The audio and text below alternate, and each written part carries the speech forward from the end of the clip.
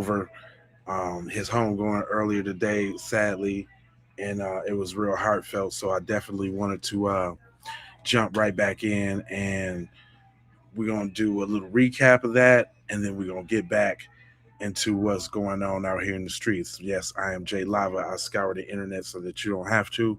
This is the Keep It P podcast, and you know how we do. Let's get right on into it. Hold on, real quick. Okay, I'm now sharing some additional video coverage of Nolan Wells's homegoing celebration, and we are going to watch what his mother, Christine Wansley Wells, has to say. We thank you, Lord, for the beautiful 18 years that you blessed us with him. Thank you for the joy he brought not only to our family, but also to his friends and everyone in the community whose lives he touched. Nolan had such a gentle, calming spirit about him. He had a way of making people feel seen, welcome, and valued. He could lift your confidence with just a few words and make you feel like you belonged.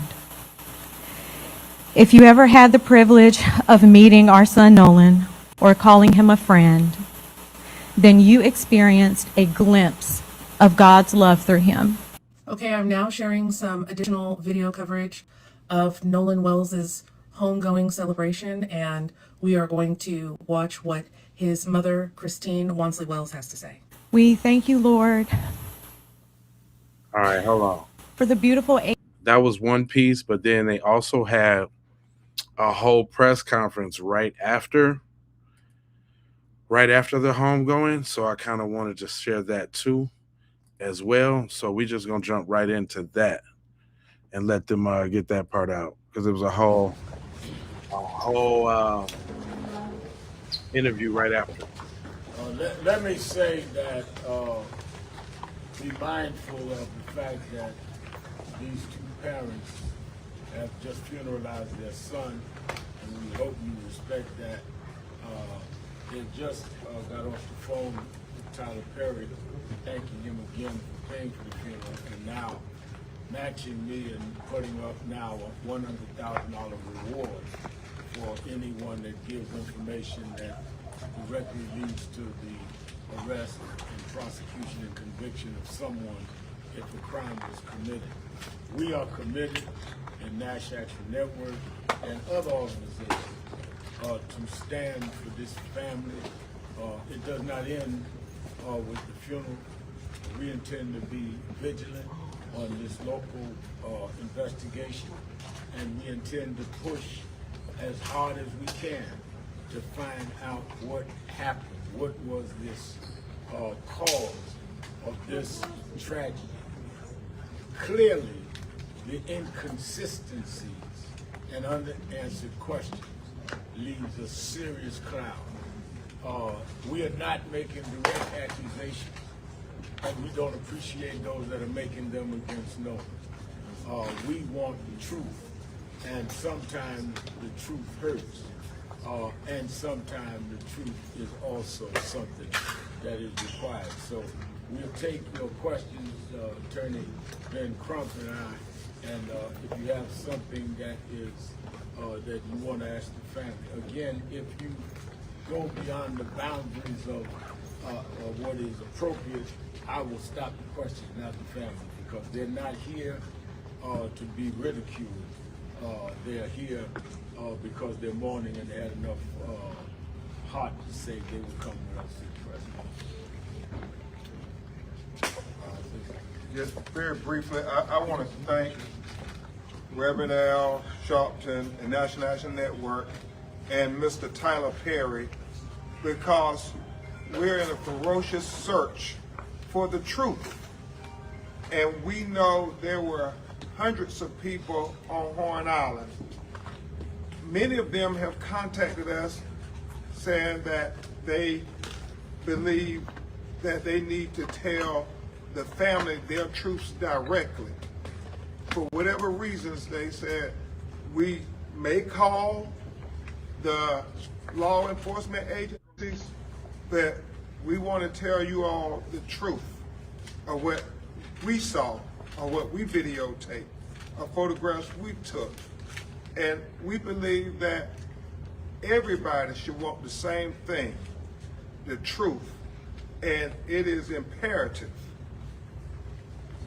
as soon as possible, do not let time continue to, it's been 2 weeks now almost. Let's intensify, and that's why I'm grateful for the reward.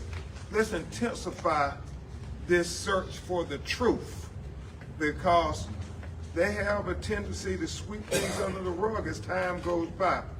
We don't want too much time to go by when memories get foggy, when people start to feel pressure. They heard a law enforcement person say no foul play, say they don't feel like if they say anything, it's going to be attacked. No. Tell us. We want to evaluate every aspect to be able to give Christine and Elmore answers as to why Nolan Wells is dead and not with us. And so with that, we will take your questions if you have any. Please identify your outlet and say your name. Tristan Smith from Dateline NBC.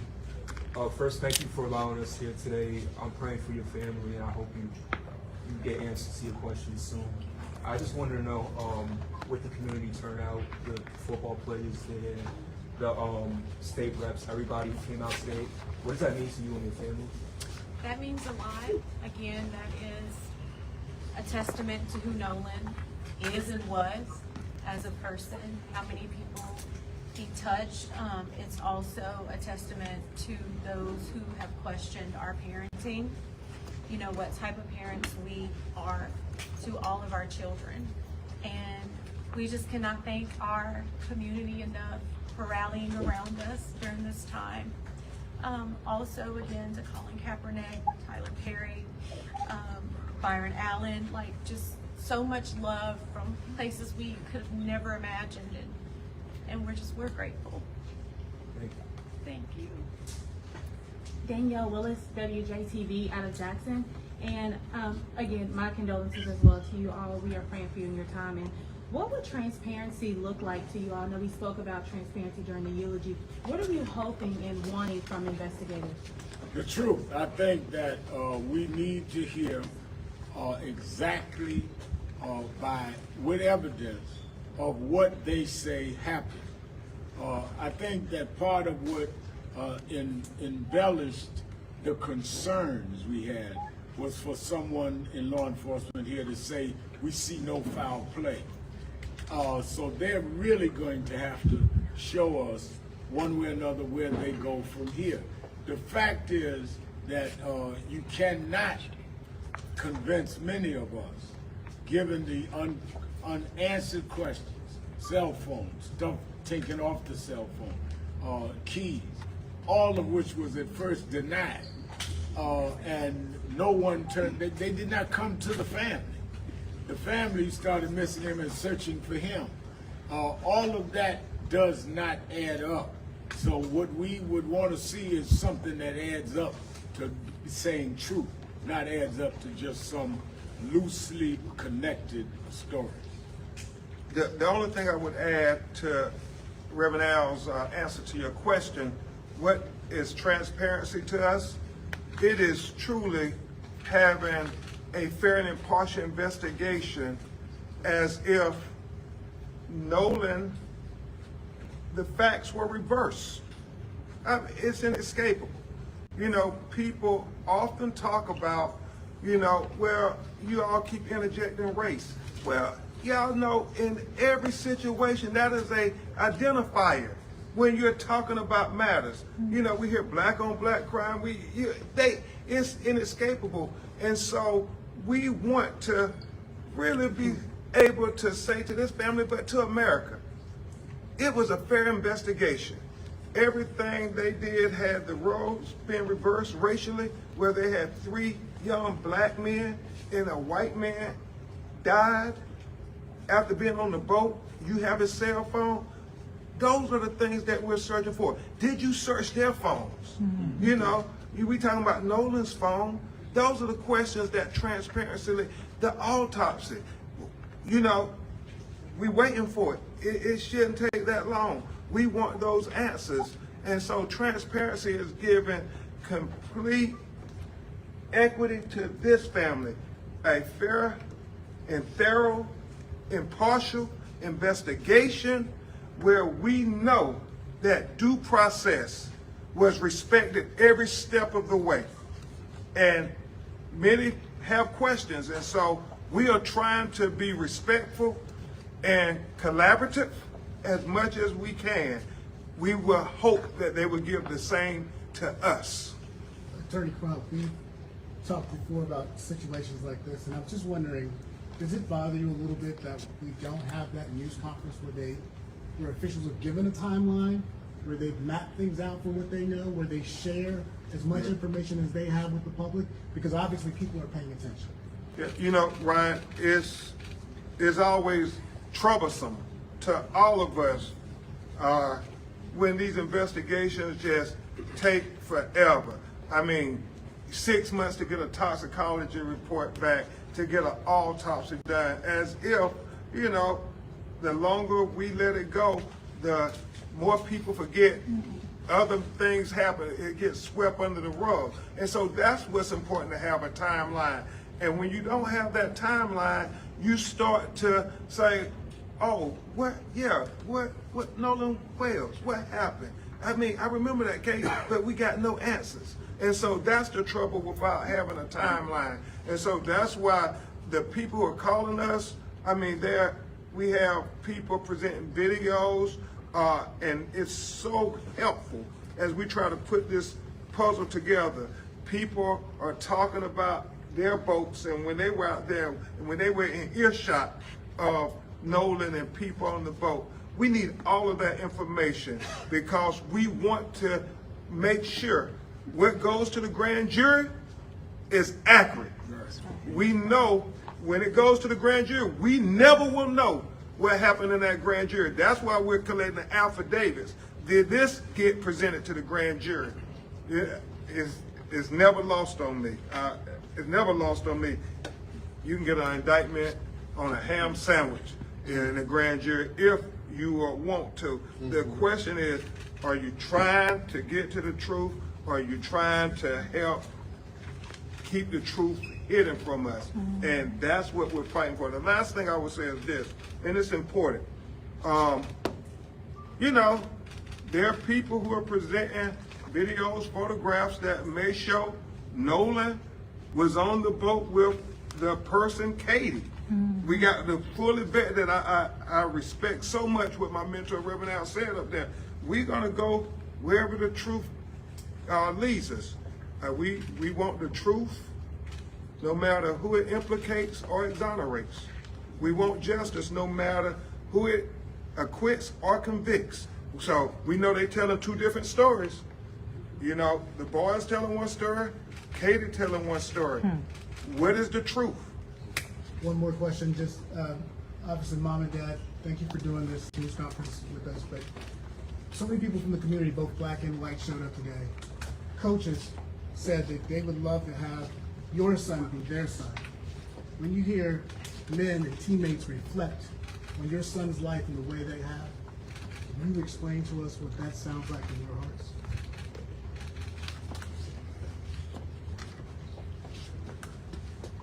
To me, that sounds like me and my wife did an excellent job at raising a fine young man. Yes. Nolan was loved by many, both young and old. He helped a lot of people. No matter if you were regular or handicapped, people still love Nolan. He would help special needs. He would help special needs kids all the time. Basketball, teach them how to play basketball. I mentioned in my speech about getting phone calls and emails. There was a father who asked Nolan to help his special needs son train basketball, and Nolan did it willingly, and that made that kid's day. And he seen me out one day, and he couldn't stop thanking me and praising me enough for the son that I raised and how much they meant to the son. So as far as I'm concerned, we did a great job. Yes, you did. Yes, you did. One more question. We were asking, did you guys ever get the incident report back? You know there was an issue getting it. No, we brought that up in our meeting, so hopefully we will address that. Won't be today, but we will address that. Hi, my name is Ken. I'm from DFW Night Shift Crime in Dallas, Texas. I just want to offer my condolences to you. I wanted to ask you, what does honoring Nolan's legacy look like for your family moving forward? Are there any foundations, scholarships, community initiatives, or causes you hope people will support in his memory? Absolutely. This is actually something my cousin Keezy and I have briefly discussed. But of course, with everything that's going on, we want things to kind of cool down a little bit. My husband and I, honestly, we have not fully processed this. We have not fully grieved Nolan, but that is the plan, is to come up with some foundation just to honor him, but also to United Cajun Navy. Big help, boots on the ground almost immediately after I spoke with Josh Gill. So, you know, we have to remember those types of organizations in our communities and utilize them, but also give back to them. So that is our hope, that we'll be able to give as much as we've been given during this time. Yeah. One more question. Steve Smith with the Associated Press. Is there any update to the independent autopsy that you guys have requested? Sure. And just on that last question, very good question. Christine and Elmore and Cliff Jones and Lisa Park at office, they talk frequently, and that's one of the things she stressed at the funeral service. She wanted to celebrate his life and define what his legacy will be. So we look forward to working to define his legacy. Nobody else is going to define his legacy but the people who knew him best. That's right. Yeah. As it relates to the independent autopsy, we are looking to have findings sooner rather than later. Obviously, you want stuff from the first autopsy because they had the body closer to time. We got the body almost 6 days later, Dr. Roger Mitchell. So there are limitations as to what he could do. So, you know, you do the best you can, but there are unanswered questions. So he's getting his report together. I believe it will be coming very soon. Yeah. I have one. Let me take one. I'm gonna take three more. 1, 2, and come back to you. Janelle Griffith with People Magazine. I also want to extend my condolences and to thank you for allowing the media to come. I know you didn't have to allow us to be here. I just had 2 small questions, both related to cell phones. One of the things that came out of your meeting with the local DA was that you agreed you would both analyze Nolan's phone. I wanted to know what's going on, Famo? And the other was that at the end of the last press conference, you said that, Ben, you said you wanted everybody's cell phones looked at. So that, to me, that meant the other young men that were with Nolan that day. Did you communicate that to the DA, and what did she say? If so, have they analyzed their phones? Do they plan to? I did communicate that to the district attorney. Everybody hit that like and subscribe. That's a question that you have to ask them, but we thought that it's only fair if we're going to look at Nolan's phone, we should look at the other people who were with Nolan that day. Because, again, we just want equal justice. We think that if Nolan was on that boat, roles were reversed, they would look at his phone, and so that is going to be important. We have not established a time yet of when we're going to do the mutual inspection of the cell phone. We have to do some technical things. We're getting our experts together, working with phone companies and so forth, but we hope to do that sooner rather than later. This was a big first step for the family getting through the day, so now we can get laser focused on all those things to finish this investigation. Will Bolson with WLOX. Ben, you had mentioned that It has been a couple of days, I think you said 6 days, since after the state's autopsy was done before you were able to get access to the body. I know whenever it first came out, it was being flown to D.C. and then autopsy planned for that Friday. Can you confirm when that autopsy was done? They had weather issues, so I do think they got the body Friday night or Saturday morning, around that time. Was that the same day that the autopsy was? I can't confirm that. I know they received the body, and I think they immediately went to it. It would be in the report the date they did the autopsy. Yes. Miss Selena Charles for Purpose for the People. You guys are supposed to be having a rally on the 26th. Is that still going to occur? Well, I think that was the community, people who are activists who we're very grateful, standing up, demanding a fair and impartial investigation. And we want to say thank you to all the community leaders and activists standing up saying, no, we want a timeline. We want transparency. We want them to check cell phones. We want everything that you would have done had it been your child. So that's what they're going to be talking about on the 26th. Thank you. All right, y'all. Thank you. And look, real quick, y'all, just to get up to Spizzy, this is what's going on now. $100,000 for any information about Nolan Wells' last few moments on Earth. This is insane, guys. We got a huge update in the Nolan Wells case. So Al Sharpton, I just told you guys, just did a video about this. Al Sharpton just dropped 50 grand as far as a reward for any information about the last moments of Nolan Wells' life. Tyler Perry was watching the funeral from his castle in the sky and finally said, hey, you know what? I'm compelled. I feel moved. I'm going to drop 50 grand as well. So now the reward is a cool $100,000 for anyone that knows anything in connection to or revolving around the disappearance or the last moments that Nolan Wells was on this planet. This is absolutely huge news, guys, because like I said, there has not been any rewards ever mentioned at all in this case, and now we got some serious movement with that $100,000 reward. Now, I hope people don't use that and just straight up start lying, because we ain't got time for that.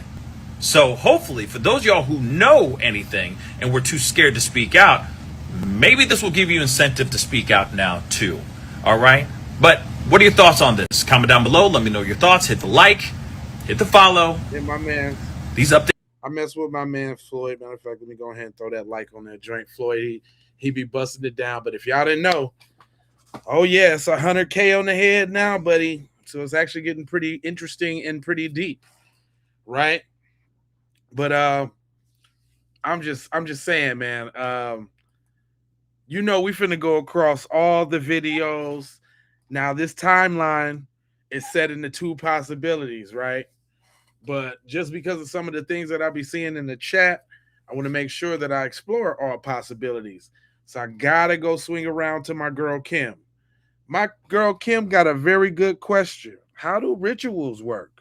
I'm not sure how KKK rituals work. It's from my understanding that the KKK don't want a dead black boy's body, right? They want to murder.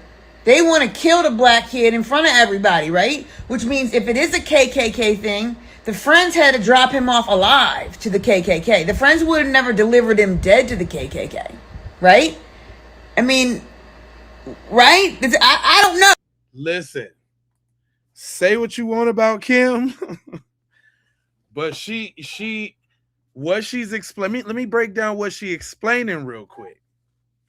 What she's explaining is that these is the same people that used to do lynchings. Lynchings ain't socially popular no more. But like I told y'all, that thirst, that initiation, that focus of energy and power on killing, basically, they have to come up with new ways of doing that. So now we dealing with two different timelines, because now we got Katie involved, which we always suspected from the beginning, and then we got the homeboys involved. But like she said, maybe it wasn't their job to do the job. Maybe it was their job just to get him there. You know, when you think about back to when they said it was supposed to be other people on that boat, but at the last minute couldn't go for whatever reason, right? It's real strange. It's a lot going on here.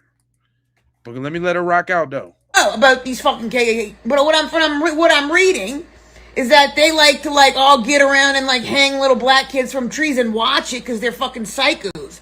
What good would just delivering a dead kid to the KKK do? Like for their ritual, you know?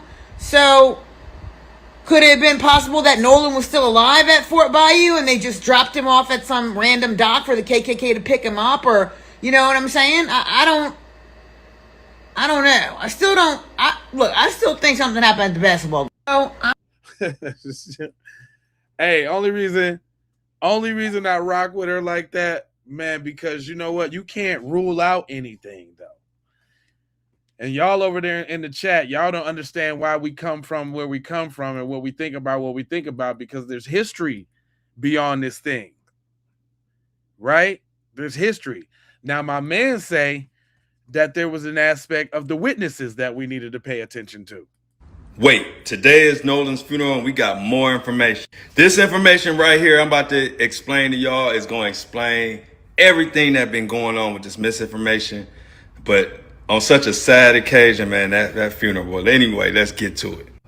Pray for this mom, y'all. Now, y'all know how we've been getting stories left and right about the boys did this, the little daddy boat, the cousin on the run, all of that. Well, people from the town are telling us this is done purposely to muddy the waters and confuse us as to what's going on. Yeah. This person that came out, this witness said that the people who are close to the boat altercations know exactly what's going on. So to try to divert it, they are coming up with a million different stories just to throw us off and make it to where we can't even prosecute nobody. But it ain't gonna work, but it gets worse. I'm even hearing Nolan, they even had his wallet. Like keys, phone, and wallet. What the hell was he supposed to do? Like I always said, them boys know something, because if they didn't know anything, it wouldn't be a reason to even lawyer up. God bless the funeral for Nolan Wells today.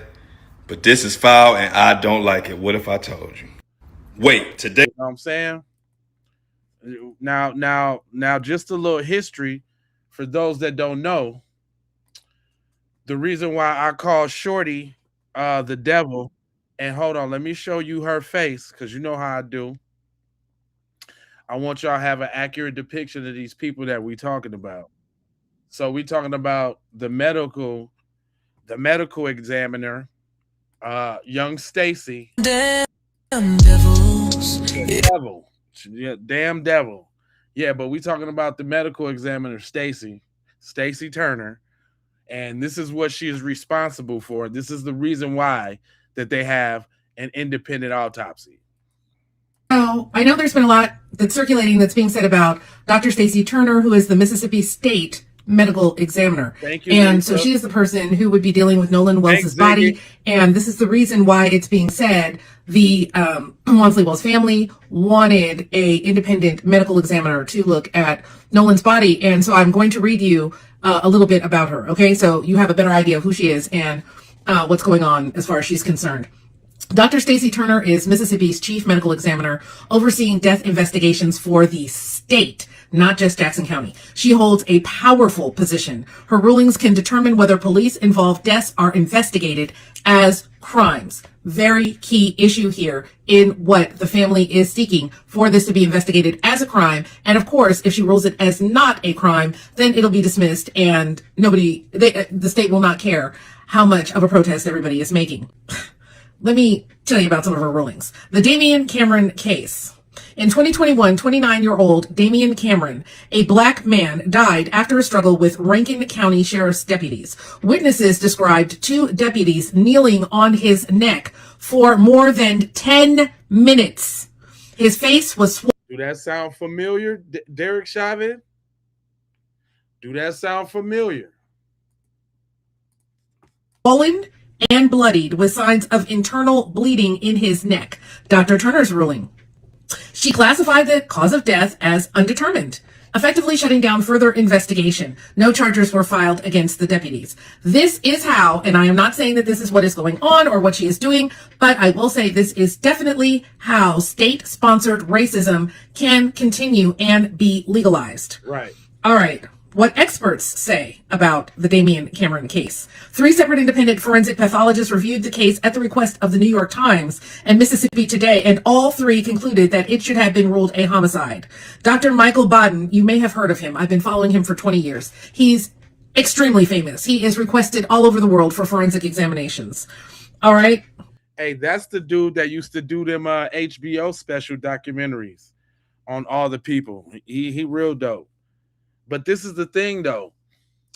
If why ain't they released the autopsy yet? It don't take this long to show somebody that they drowned. All of y'all little F boys over there in my chat. It don't take that long. But go on. Go on ahead, Mom. He also did performed the George Floyd autopsy, said this person died of asphyxia, which is asphyxiation, which is strangulation, choking, blockage of the airway, because of neck compression. There's really nothing undetermined about it. All right, the next case, the Goon Squad connection. One of the deputies involved in Cameron's death, Hunter Elward, later pleaded guilty to federal charges for torturing and sexually humiliating 2 black men in a separate case. I'm gonna let that sit there.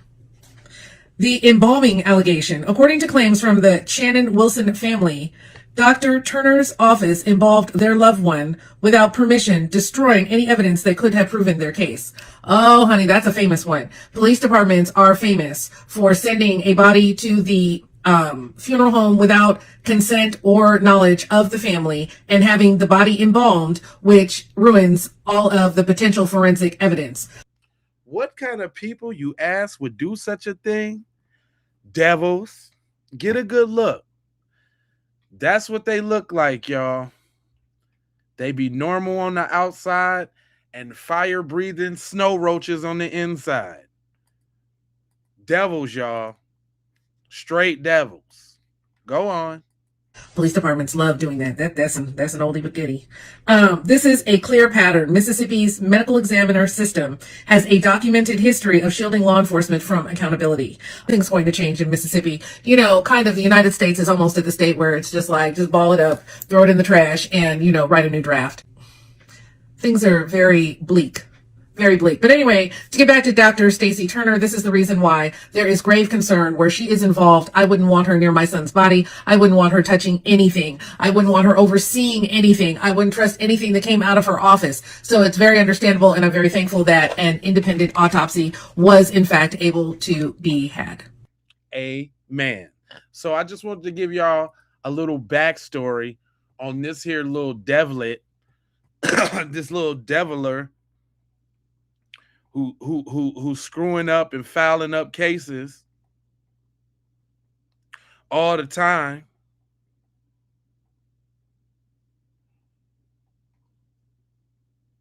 Yeah, that's y'all. Yo, what? Yeah, that's you. That's your peoples right there. Get a good look.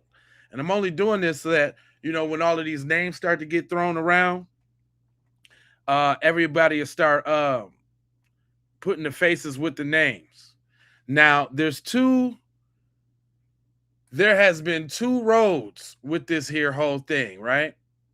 Ooh, and listen, y'all, there's something funny, because I was just about to play a video that I had in the archives, and look at this. It's been taken down. I'm telling y'all, it's getting spooky. It's getting real spooky. This right there, that little glimpse right there, that's crazy. Right? But hold on, let me, y'all look at this devil here real quick while I get the other video. Hold on real quick. All right, here we go. Because I told y'all, now we finna shift the focus from this devil right here, and then we finna go to this devil right here. Hold on real quick. Now we talking about Katie. last one seen with Nolan Wells. Now it's between her and her friends that said they went back with Nolan. I mean, she said that Nolan was going back with his friends. Nolan's friends, quote unquote friends, said that they was going with her. So I want to hear this little piece real quick. My brother, shout out to my brother Max, the Max Vault. He said the story do not match up. Whereas Katie, they said Katie was the person that Nolan Wells was talking to. He met Katie that day. Well, check this out. We about to hear something because Katie met up with Nolan's mother. Okay. And what she said now is raising a lot of eyebrows. Now, I told you guys there's something crazy that happened with this situation. He didn't just walk away and drown, man.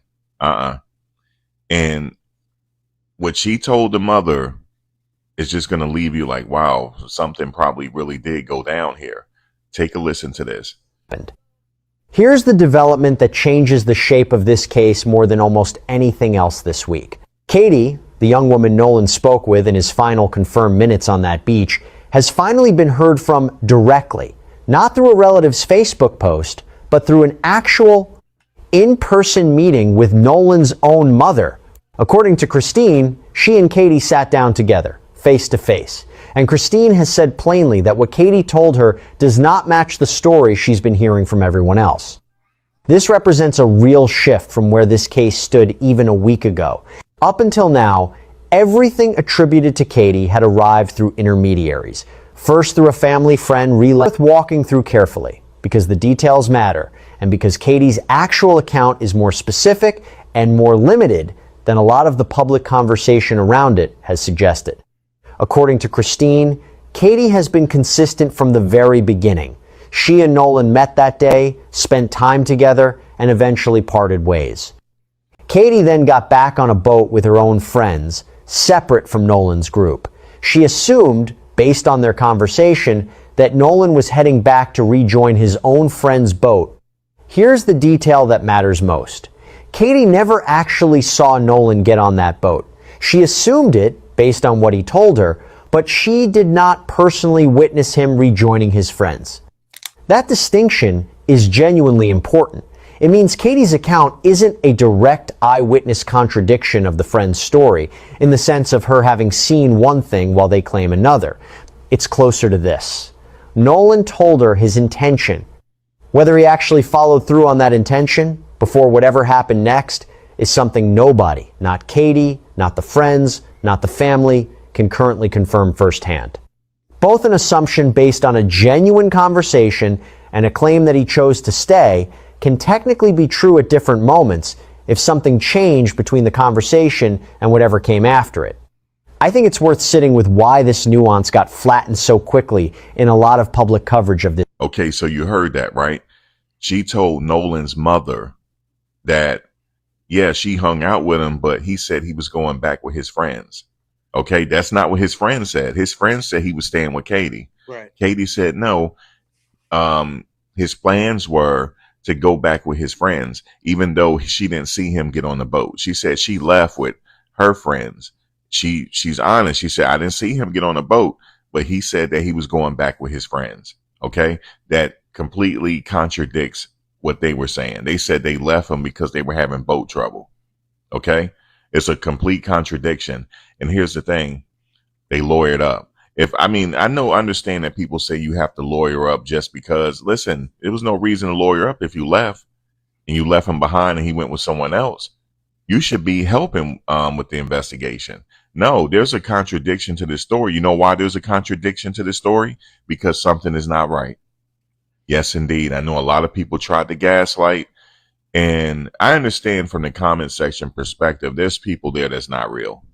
And they had a whole big thing on this, on why that's the case on the internet. They send bot farms people away. Oh, you talking about like what's going on in my chat right now? I know what my senses are telling me because. Are you talking about the ones that's in my chat right now? The bots in my chat that's saying stuff right now? You talking about them? You know what? I ain't get to do it on Nolan's funeral, but I got something for y'all. This is what y'all need to be worried about. Y'all over here in my chat But this show, folks, this the kind of crime that y'all people do. Damn! What? What did he say? What is the snow roaches doing this time?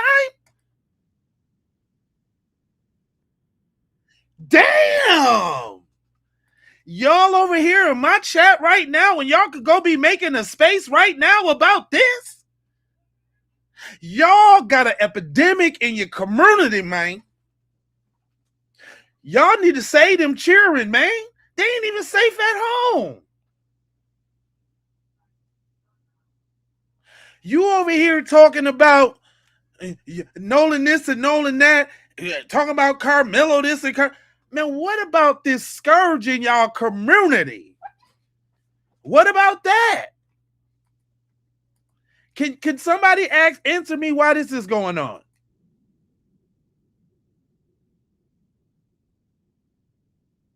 So so it's not even just an over here thing. All around the world, this what y'all doing with your cheering?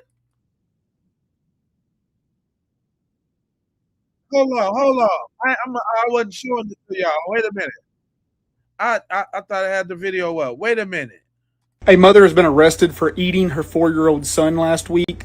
God damn. What you say? A mother has been arrested for eating her 4-year-old son last week. Ooh wee. This what y'all doing? Y'all over here in my space and yeah, what? Y'all over here in my space? Yeah. Y'all over here in my space, but y'all got bigger fish to fry, fam. Y'all need to have an intervention with y'all people. So now we do know that 26% of the population in the US is YT males. We know that. But we also know that they are responsible for 91% of the family aside. Why y'all getting y'all whole family out the box? And now, as we see, it's wherever y'all plant your flag.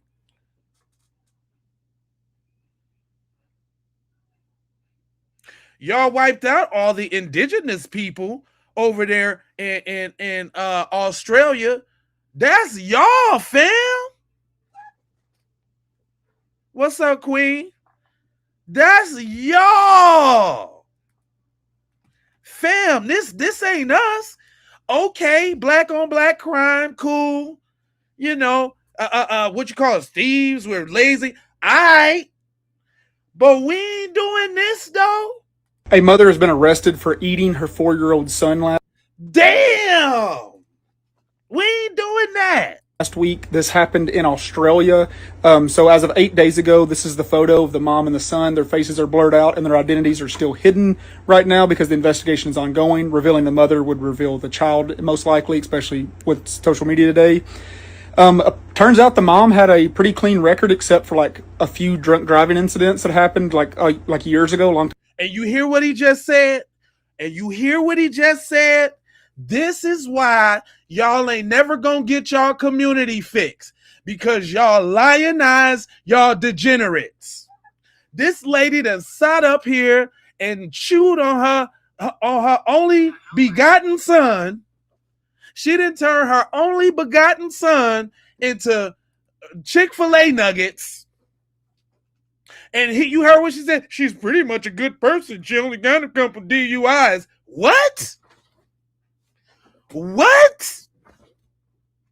Huh? What you say? Y'all lie. And listen, this is news from over there or wherever it's at. But you notice how the news always gets on code with their little white killers. And she just had a little DUI. But she ate her son, though. You don't think that's worth a little demonization? Just a tag? We just gonna sweep the whole reason for the article under the rug. A few drunk driving incidents that happened like But that's it. Pretty clean record, except for like She had a pretty clean. Look, how do you speak positively about somebody who just nibbled on a toddler? How does this happen? Is this y'all?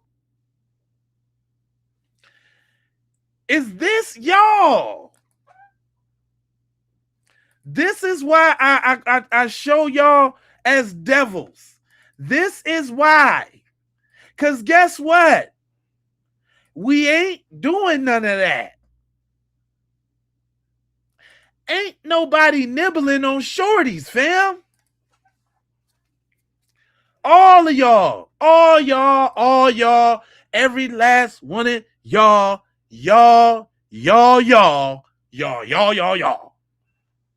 Look at him. Male devils, female devils, children devils, teen devils, just devils. But y'all want to be over here in my chat, though. But y'all want to be over here. Let's talk about this. a few drunk driving incidents that happened like years ago, a long time ago.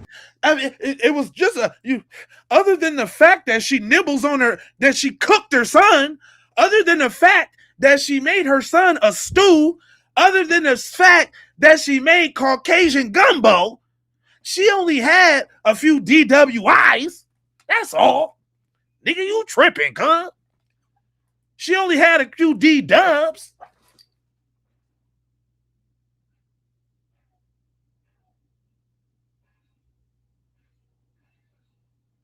Oh, I'm just waiting for the Twitter fingers and all the justification. I don't see y'all punks typing right now. Because soon as y'all go make a space about this stuff right here, then I'll be in your chat. Isn't it strange, y'all? We don't never see no lives or nothing like this about this.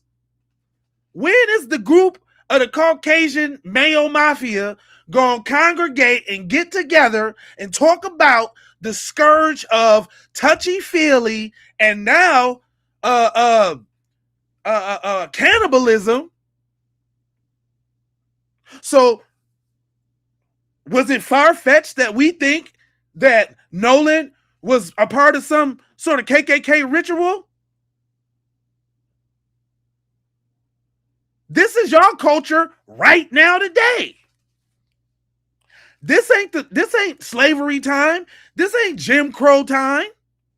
This ain't in the 40s, 50s, and 60s. This was this week. Y'all nibbling on children right now. That's your folks. That is your folks. Your people.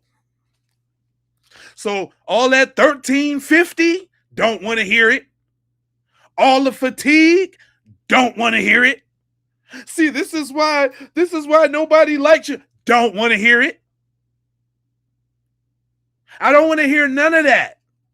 When y'all can explain to me what's up with the girl that said what? A mother has been arrested for eating her 4-year-old son last week. This happened in Australia. So as of 8 days ago, this is the photo of the mom and the son. Their faces are blurred out and their identities are still hidden right now because the investigation is ongoing. Revealing the mother would reveal the child, most likely, especially with social media today. Turns out the mom had a pretty clean record. Turns out, on the bright side,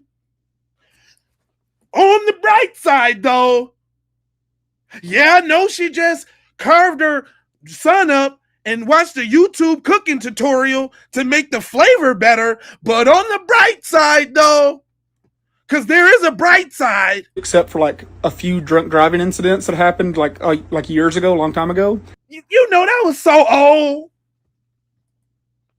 On the bright side. Come on, fam. I don't see them Twitter fingers no more. I don't see them.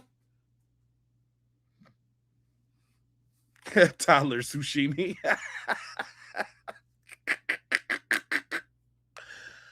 Oh, God. Are you scanerious? On the bright side, she only had a few DWI though. Other than that, she's a swell gal. That's what y'all doing?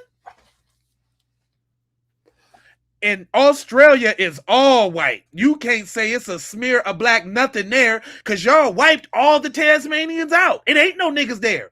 Who you gonna blame? It ain't no niggas there.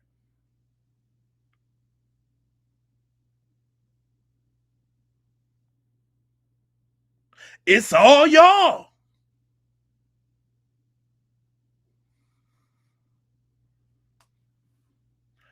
I hate white people who eat their children. Who is that say? Casey Grazy? I hate white people that eat their children. You damn Skippy. Don't you? Do you like white people that eat children? Hold on, I might have you confused. I might have you confused. Do you like white people that eat children, man? Phil? I'm sorry, I didn't mean to assume. Is that how you get down?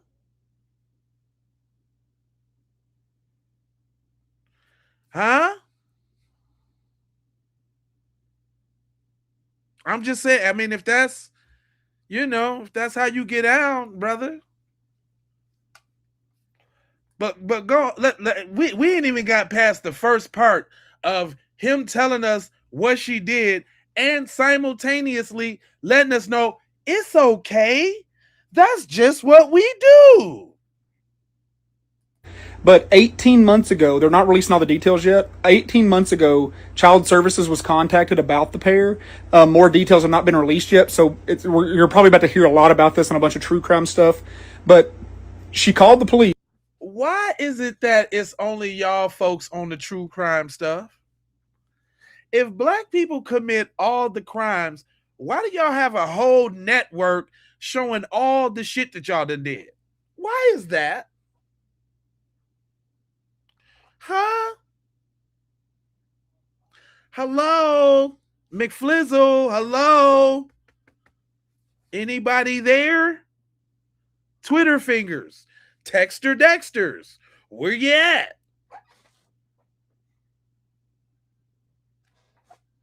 Toddler. The other white meat.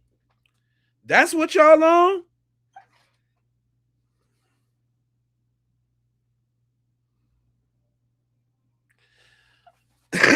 Don't get me wrong, that's evil.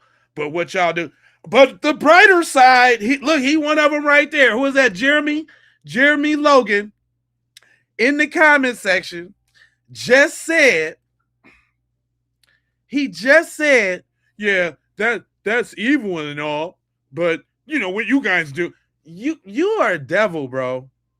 That's why, listen, y'all, that's why I let them rock out in the chat. For those of y'all that's just wondering coming in and wonder why it's so much riffraff in the chat, that's why, because they are the biggest examples. Your boy Jeremy just said that's evil and all, but eating your baby is evil and that's cool. But the little gang violence shooting that y'all do, oh, that's terrible. All the people that were shot in Chicago, it's terrible. Chicago.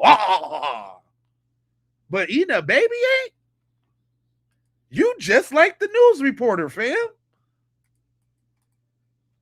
On the bright side, mother would reveal the child, most likely, especially hidden right now because the son, their faces are blurred out and their identities are still hidden right now because the investigation is ongoing. Revealing the mother would reveal the child, most likely, especially with social media today. And God forbid that we reveal a person that eats babies. God forbid we need to know who she is in case she want to get a babysitting job later. God forbid, unless, she might want to work at a daycare. She might want to be a school liaison, counselor. No. How about a T-ball instructor after school around little girls? Because God forbid we let you know what she look like. Yeah, meanwhile, what about Kentucky and West Virginia? Yeah. Meanwhile, But on the bright side, though, she only had a couple DUIs. Look at the logic of these people. Turns out the mom had a pretty clean record, except for like a few drunk driving incidents that happened like years ago, a long time ago. But 18 months ago, they're not releasing all the details yet. 18 months ago, Child Services was contacted about the pair. More details have not been released yet, so you're probably about to hear a lot about this on a bunch of true crime. So 18 months ago, Child Protection was alerted to how filth and nasty and degenerate this mom was. And the baby already probably had a couple chunks out his booty already. She'd already tested the meat, allegedly, in the pot already microwaved a little booty piece already. And they did nothing? Y'all just don't care about y'all children.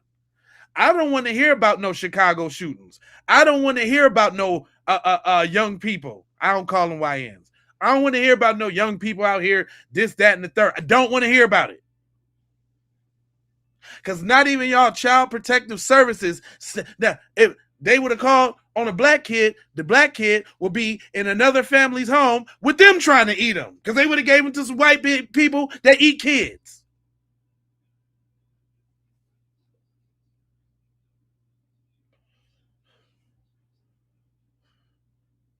Yeah, they tried to sweep that under the rug. You damn skippy, they did. You damn skippy, they did. At the child's expense. You guys are despicable.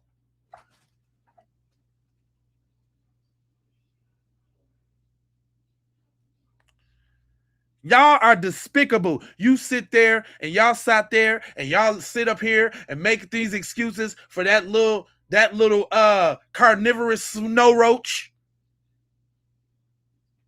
that I ate her damn baby. Stuff, but she called the police on herself, I guess is what I'm understanding. And she told the police when they arrived that she had eaten part of her son. So it's a weird cannibalist like situation right now. You know what it is. They know what it is. Y'all know exactly what it is.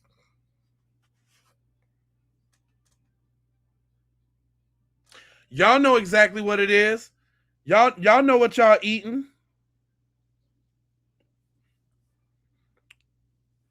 So since family side for YT males in this country is 91%, who got the other 9%?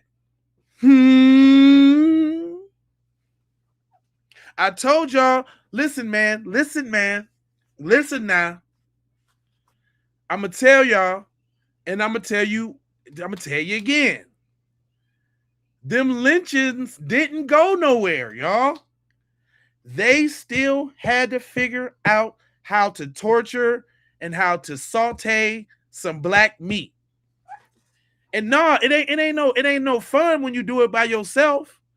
It's got to be a group sport. That's why we seeing all of these hangings, because it got to be a whole bunch of them there. Not only to be there, but to take pictures and all that. It's in their blood, in their DNA. Look, let me tell y'all something. Let me pose y'all a question, y'all, for the people that's following and paying attention. I'm gonna pose this question to you real quick. Here, let me look in your little optical retinas real quick, so you can get what I'm saying. If slavery and the traumas from slavery is passed down to us through DNA, that's been proven. Is savagery and devilishness, chaos, mayhem, is that passed down through their DNA too? It's looking that way. I'm asking for one of my friends.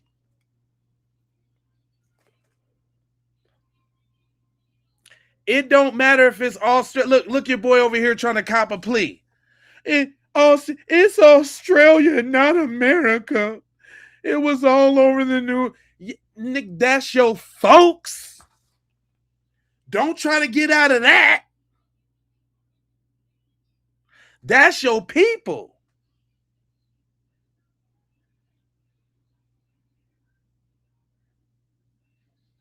Oh, I'm a clown for that, Jeremy? Nah, that one hurt. Yeah, that touched your little Rumpelstiltskin, huh?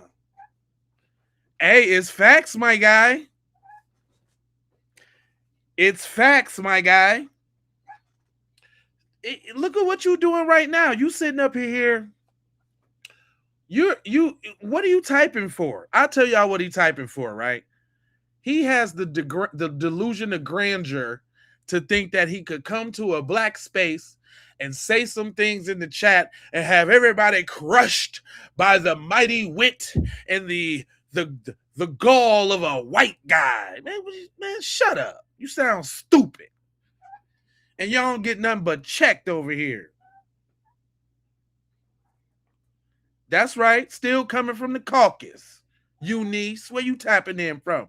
Eunice. Still coming from the caucus.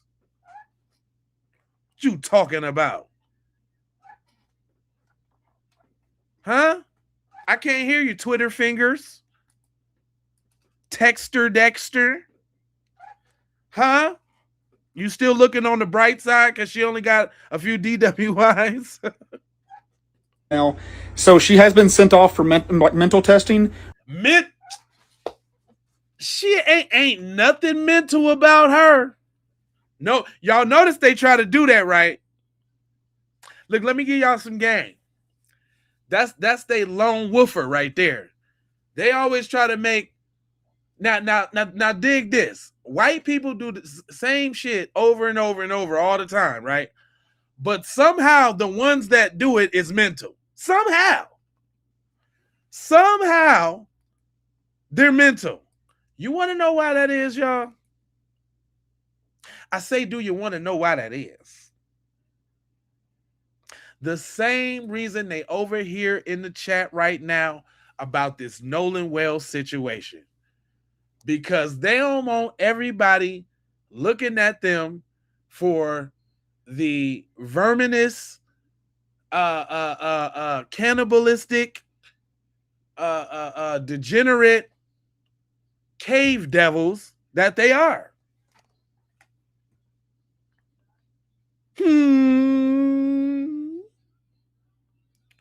They don't want the cave devilness is being exposed, right?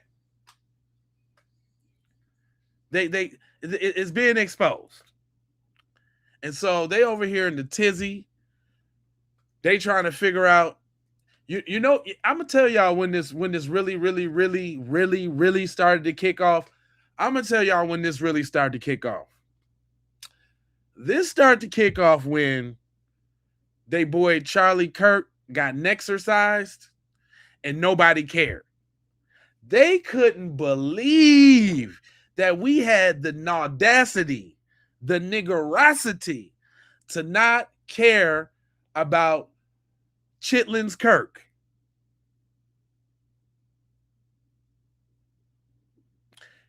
They start, if y'all notice, man, they've been on a they've been on a decline, y'all, ever since nobody was having any sympathy. Because let's keep it real, you know, up until a certain point, you know what I'm saying, black people was with the identity politics, and you know what I'm saying, when they go low, we go high, and you know, man, you don't want to make fun of nobody deaf, man. That ain't cool, man. You know what I'm saying, on some moral. Man, that all changed when they little buddy croaked. When they little buddy kicked the bucket. When he got caught talking out the side of his neck.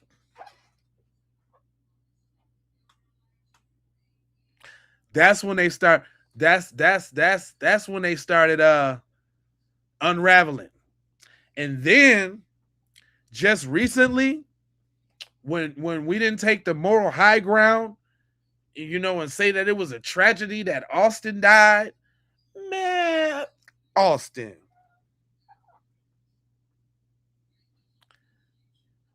We was like, man, and cuz Austin who?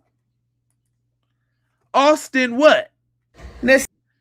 Hold on. You talking about Austin the devil? Because that's that. Look, I was over here giving them the blues. They can't stand me. Y'all some damn devils. It ain't no other way. They can't stand me. They some devils. Actually, the one that really got them mad I had did Carmelo, Victim, and Austin. Some damn devils. It ain't no other way. I had put the angel wings behind Carmelo and put Austin in the thug category, the devil category. Yeah, we talking like that. Yeah, Carol. Yeah, we doing it like that. You're sick, dude. Shut up, Carol. Do you remember the Austin challenge, Carol? Huh? You remember that? We wasn't even getting with y'all glamour back then. We was letting y'all slide back then. You remember the Austin challenge, Carol? Huh? Huh? You remember the George Floyd challenge, Carol? Huh? Grown-ass devil white men, little devil teen white men, putting knees on necks, laying in the ground with Skittles and Arizona tea. You remember that? Yeah, before you trolls start, hit that like button. It's free. You remember that? Because I'm gonna go a couple rounds with you.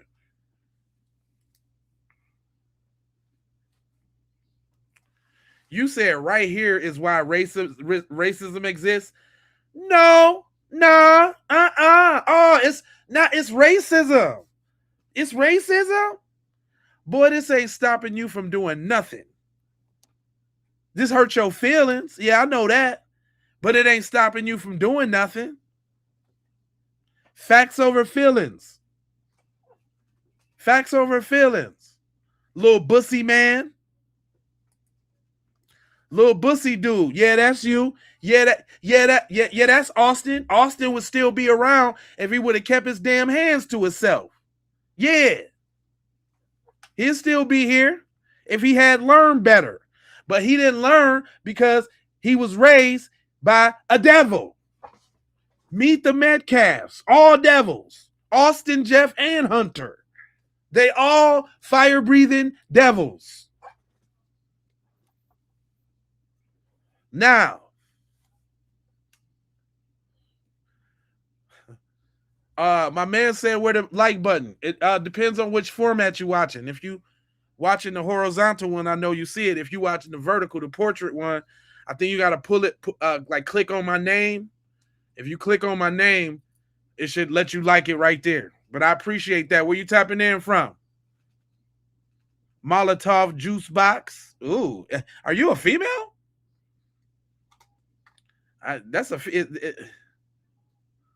He said, where's the love button? Like, where's the love button?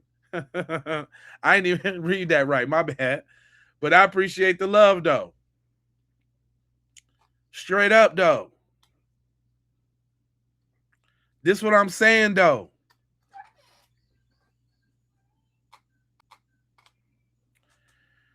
Who is that? Who is that? Who?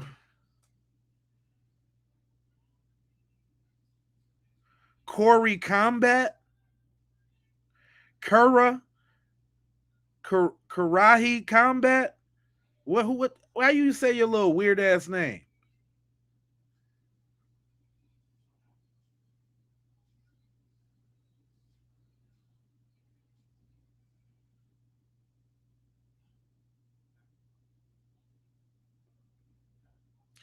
I'm rambling and I don't make sense, Alex.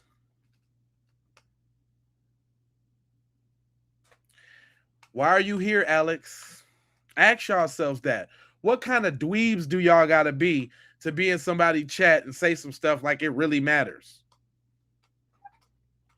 Cheers, mate. Where you from? Overseas? I know what that means when you say cheers. Where you from? Where you from right now? Where you tapping in from, Molotov Juice Box?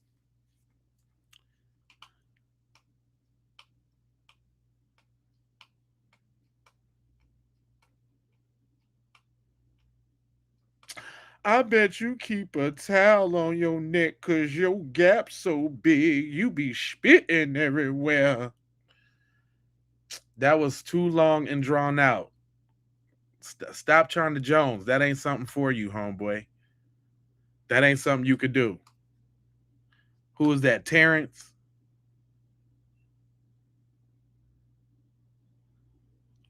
Terrence Nagel?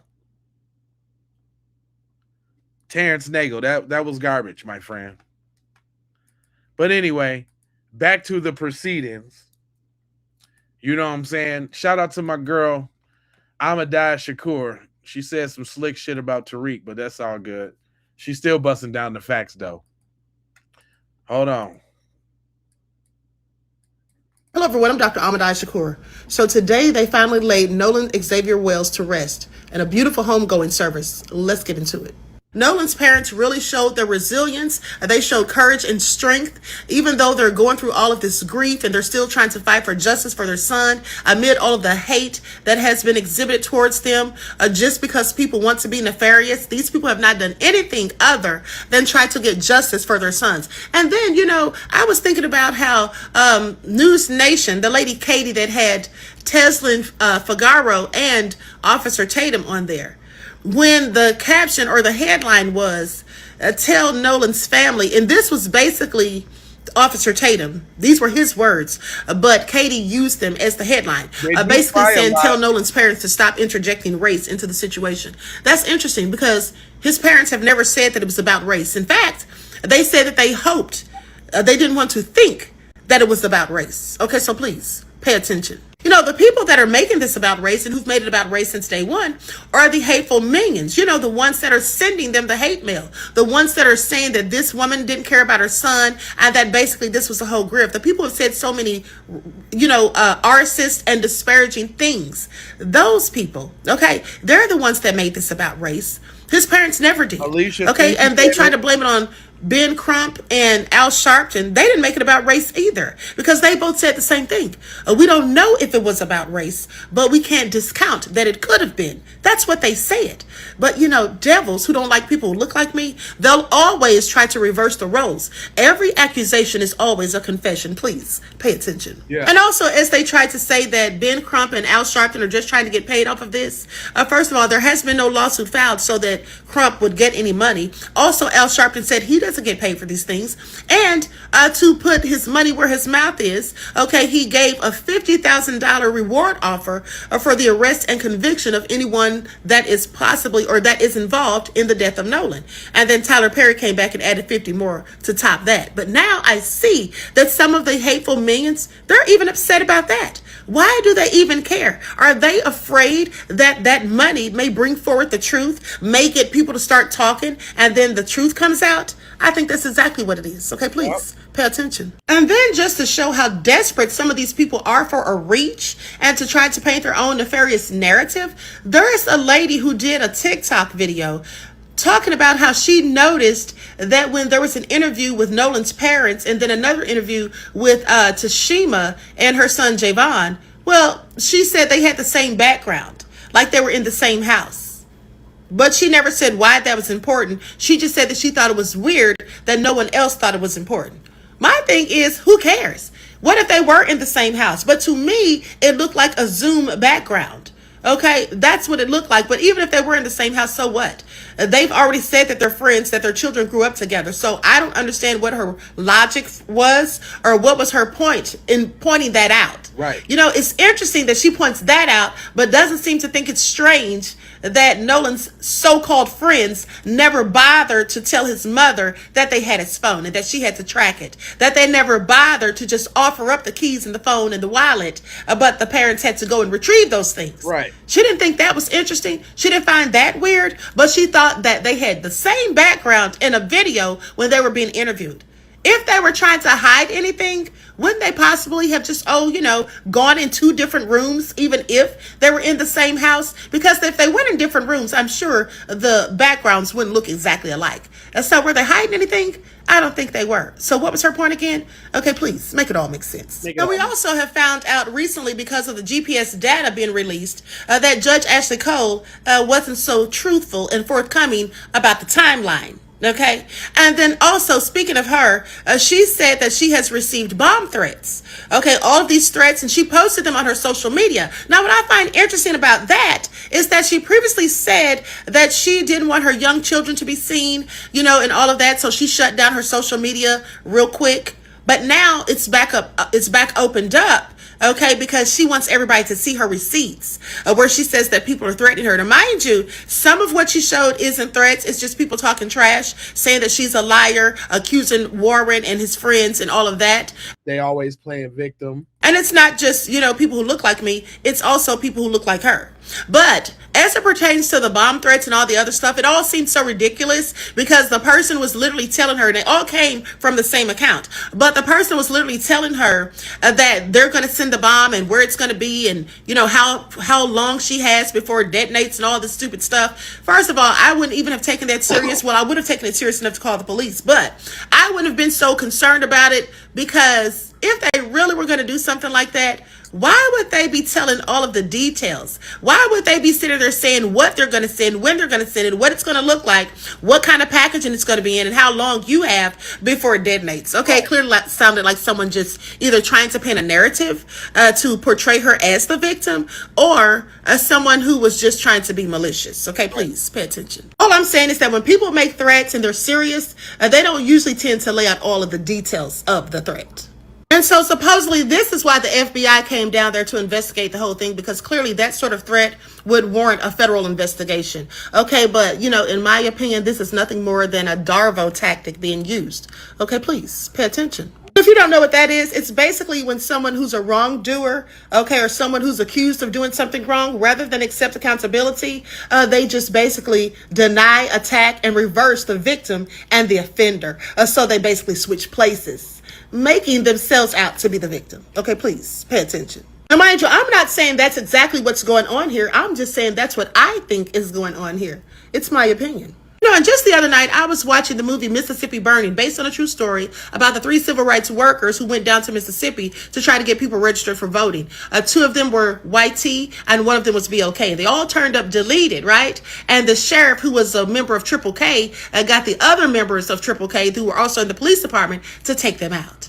Now, thing is, when the FBI came down there and launched their investigation, what the sheriff was quick to say was that it was a hoax by that fella, Martin Luther King. That's what he said, that it was all a publicity stunt for the FBI.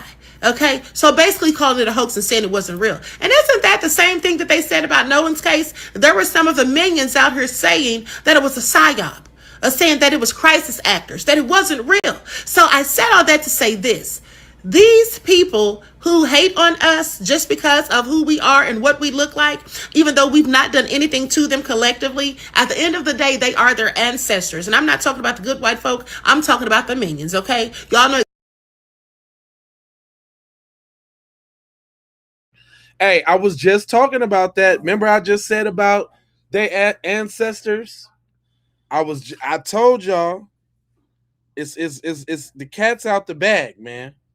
They can't get away from it. It's in them. Exactly who I'm talking about. They are their ancestors. You see, nothing has changed. They were saying that back then in the 60s when they took out those civil rights workers. They wanted everybody to feel like, no, this is nothing to see here, folks. It's all just a hoax. It's a publicity stunt. It's not real. Why is the FBI here investigating us? Okay? It's the same way. And it's specifically the same way down there in Mississippi, in my opinion. Okay, please. Hey, nothing but the truth. Nothing but the truth, so help me. So look, there was some leaked audio that came out before. It was some leaked audio that came out before the actual before the press conference, and I'm gonna have to go back to Tish real quick because she said that this should have been revealed before the actual press conference came out. Here's something that's pretty wild. Of course, I cannot verify this 100%, but I'm going to play something for you. You're going to listen to it, and I'm curious. My question is, did this woman give any other identifying ID? Was there more to the conversation maybe that we just aren't privy to? But did she legit call up and just say, I'm so-and-so from this place, and they just gave her information on the investigation? This is Penelope. I'm with Folded News. I spoke with the sheriff about Nolan Wells. He stated to me that the body found on Horn Island is likely to be Nolan's. Has there been an official statement yet from the coroner confirming? No, there has not. The deceased that was found does match the description of Nolan Wells, as well as the clothing. There's no reason to believe it's not him, but just given the circumstances and the condition of the remains, we're doing a DNA test to confirm 100% that it is him. Were there signs of foul play or? Their autopsy will be conducted tomorrow morning, so I don't have any information as to that at this time. Okay, and do you know who? The autopsy will tell us those details. Anyway, this is the information that was leaked prior to the public announcement regarding Nolan's body being found. And y'all correct me if I'm wrong, but I do not believe prior to the official statement, the official press conference, that they are supposed to be giving information out to the public, much less people they have no idea are who they say they are. So this is really sus and seems very unprofessional. Here's something. Yeah, there's a lot going on. That right there says a lot. I don't know. Hey, man, I don't know, man. Yeah, but listen. Oh, excuse me. Stuff is coming out, and we can't leave no stone unturned. You know what I mean? And listen to this. I want to talk about this one interview with these so-called experts with your boy here. I think his name is Chris Cuomo. But I want you to hear this. I want y'all to hear this real quick. And this little punk governor talking about he don't know no facts about the case, but he know facts about the case. I have yet to see a fact or a piece of evidence that suggests any foul play. But if there is, I feel confident that the sheriff's office, the district attorney's office, the members at the Department of Public Safety that deal with these crimes, if there had been one, they will find it and they will do what is necessary. Well, if you don't know anything, why are you talking? Because it's starting to bubble up as important. And that's why we're covering on Cuomo Crime Time. And you can go get the podcast anywhere you get podcasts. It's free. Subscribe. We're taking on these kinds of cases and showing you the inside from the people who are pros in figuring this out as opposed to just peddling conspiracies. So, will the family of the dead 18-year-old, Nolan Wells, start getting answers about how exactly this happened? Nolan was the only black kid in his friend group of 5 who went out on the boat that July 4th. Does that matter? Nolan was also the only one who never returned. That obviously matters. His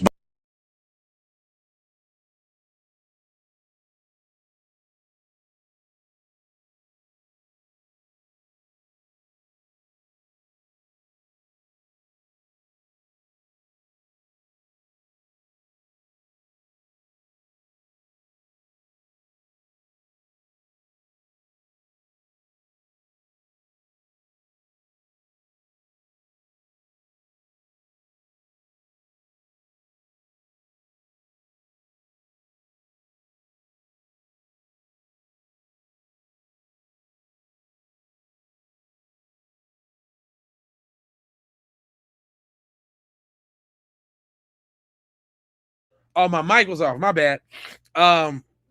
What I was saying was, for those who can't see Chris Cuomo's face, thank you, y'all. I appreciate y'all too. Y'all make sure I'm on my thing.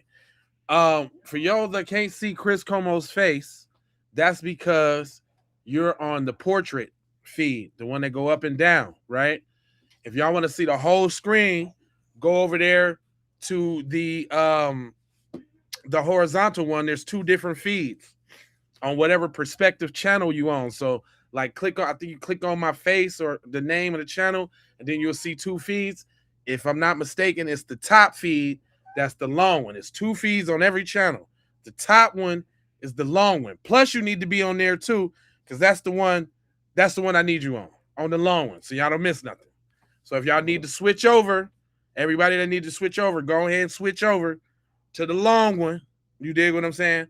That way you can see the full screen. But back to the regular scheduled program. Body was found 2 days after he was reported missing near the shoreline off Horn Island. Did he die in the water or did he die on land? That we're going to know. Police initially said they did not suspect foul play, but his family is insisting on a full investigation. Yesterday, the DA met with Nolan's parents. Afterwards, the family said the case will be presented to a grand jury once the investigation is complete. Interesting. They also said Nolan's phone, which he didn't keep with him when he was separated from his friends, will undergo a forensic inspection from both state and the family's chosen experts. The family believes some of Nolan's messages may have been deleted. Why do they believe that? There's also been new audio released of the boys on the boat that afternoon. Does it mean anything? Let's get some answers. Let's bring in former FBI agent Jennifer Coffindaffer and civil rights attorney Ariva Martin. That's a name for your ass, ain't it? Coffindaffer? Jennifer Coffindaffer. Cherry, I sure will.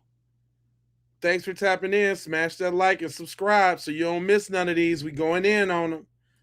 But he said Coffindaffer. That one made me pause real quick. It's good to have you both. Jennifer, let's start with the nuts and bolts. The audio, does it advance understanding?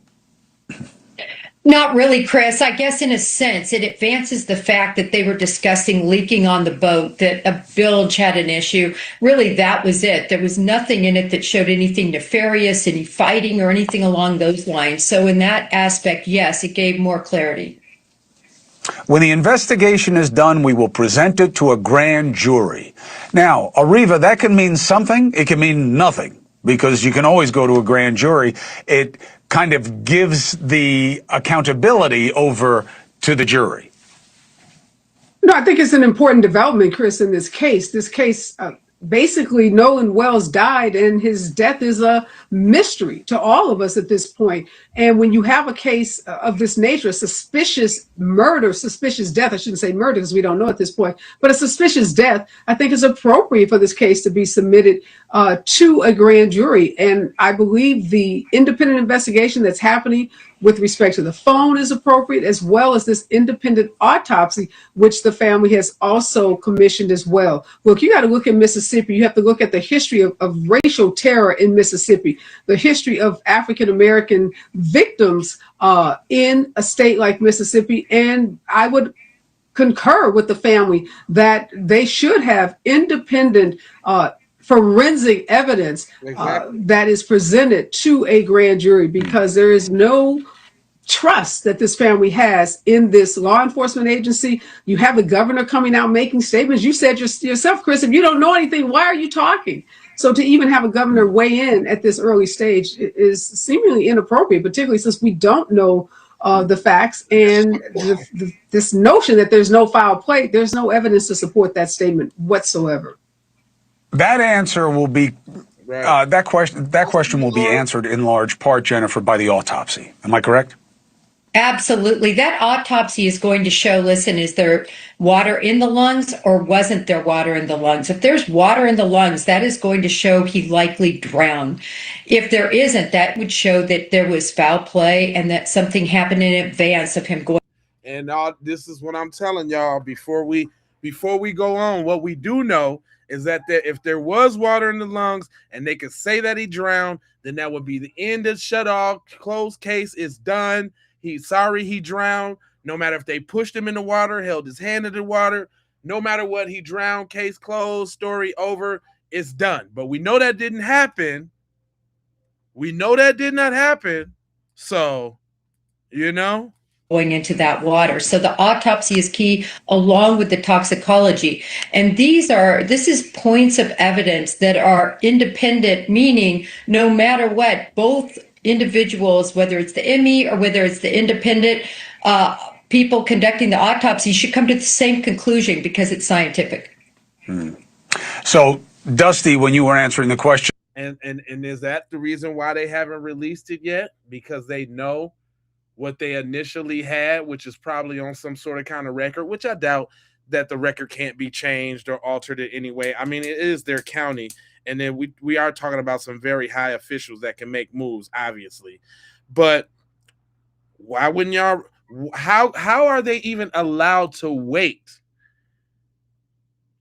for the other ones? And this, like somebody just said in the chat, it's been damn near 3 weeks now. No, we running up on 2 weeks though, for real. I think it's what,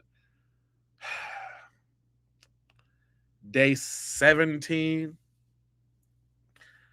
It's day 17 because it was day 16 yesterday, y'all. It's day 17 of the investigation, and we still ain't got the initial autopsy from the initial group. Why is that? The body been done left, everything's all over already.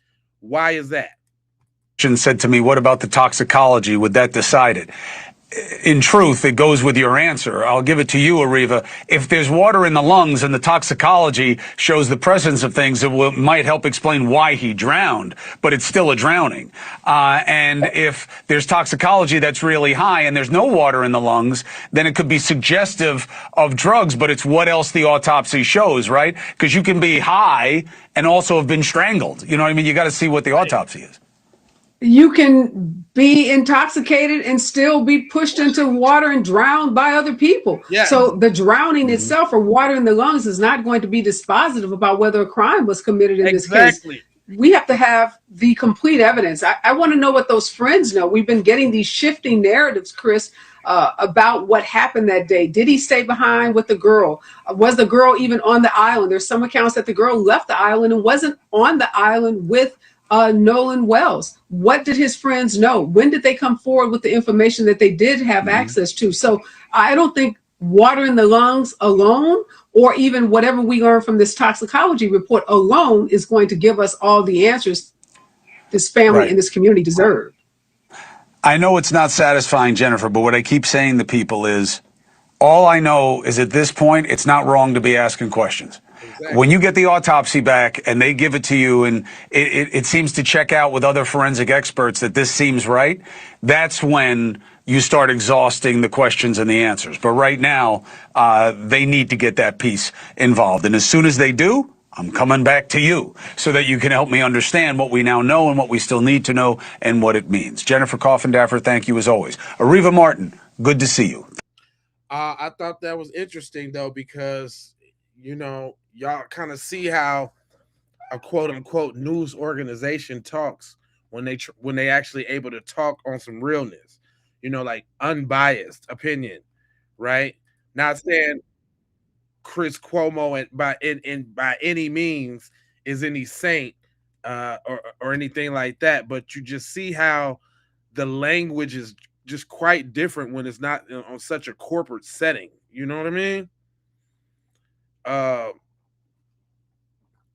Now, in addition to the other ways, because we know that there's two things that we can hit on. I did want, because Shorty, shout out to Amiri. Amiri broke it down, and she touched on something that I thought was funny about his black friends, so to speak. Right? She said Javon shared he was blocked from getting on the boat with Nolan. And this is something that I had went into earlier when I was like, you know, there was some people that was supposed to get on that boat but did not. Right?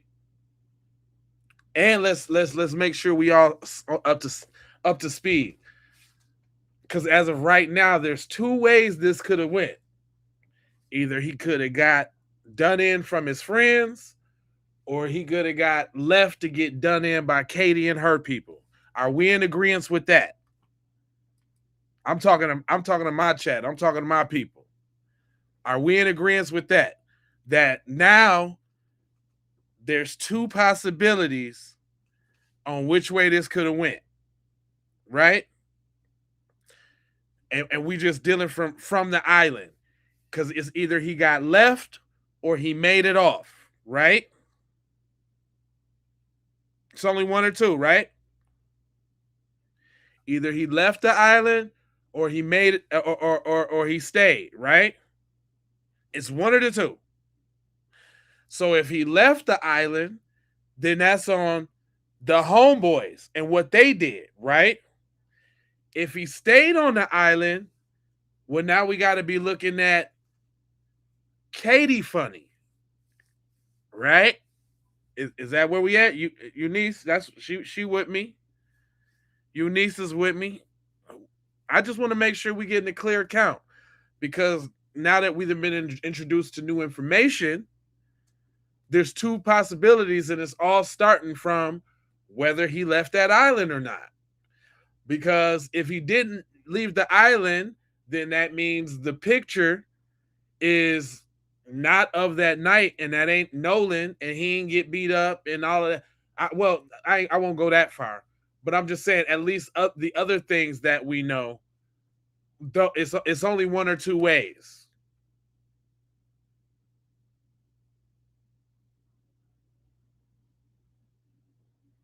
He said, if they would have blocked me, I would have said, Nolan, get off that boat. These people tripping.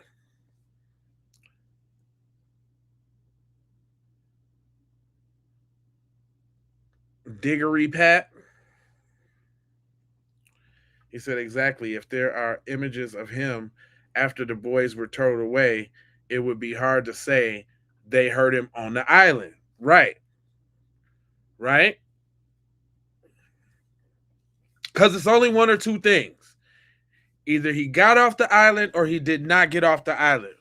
If he got off the island, then they fabricated all of that story and they really did him in like they said they did him in. If he stayed on the island and they left, that don't let them off the hook. That don't let them off the hook, but that does say that they are more likely not the ones that inflicted the actual harm. That don't mean that they not complicit. That don't mean that they didn't serve Nolan up on a platter to them folks, because like we said, Javon shared that he was blocked from getting on the boat with Nolan. Hold on. Let me let her cook out real quick. I think the worst thing that has happened in this case with people that have spoken out so far is that Javon did an interview on TMZ, and his mother and Javon did an interview together, I think on the Laura Coates show. Yep. That second interview on the Laura Coates show is not going away. In fact, it is being widely discussed today that people are turning their attention not just to Javon, but the manner in which the interview was conducted. Yep. People have slowed down the video and they questioned some of Javon's mother's actions. Yep. And the interview gives the impression that she was limiting Javon in what he should answer to. And when she herself was speaking, she elaborated on how she got the phone and that Wyatt had to get up and go get the phone from his truck. But she was limiting Javon on what he should say. So she elaborated and told us they took 15 minutes to get the phone, and did you have to walk back to Horn Island or go back to Horn Island to get it? But I noticed she wanted to limit Javon to either she answered for him and said, well, he doesn't have anything else to tell me, which is very strange. And I said that day. And they slowed down the video, and people believe they see that when Javon was asked, when did you last see him, etc., she nudged him to get him to shorten or end his sentence. Yeah. Now, even without the nudging, it was very problematic that she said, well, he doesn't have anything else to tell me. That in itself was strange, but it's not going away. And I really feel badly for the Wells family, because clearly the people who said out loud that took Nolan to Horn Island several times on helping with what happened to their son. But I think the worst thing that could happen right now is to find out that Javon and or Javon's mother knows more than they're saying, and that she is trying to silence her son from speaking the truth. You let me know your thoughts. I really hate that, because the optics on that interview with them speaking was not good. And now it's going viral again. Let me know your thoughts. I agree with that. Not saying that the little dude, but we got to consider that these people got to live in that town. And hopefully that this bread put up, hopefully this money that they just put up, give people a little bit more motivation, you know?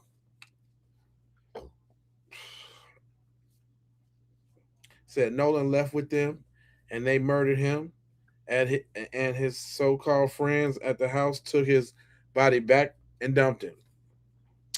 I mean,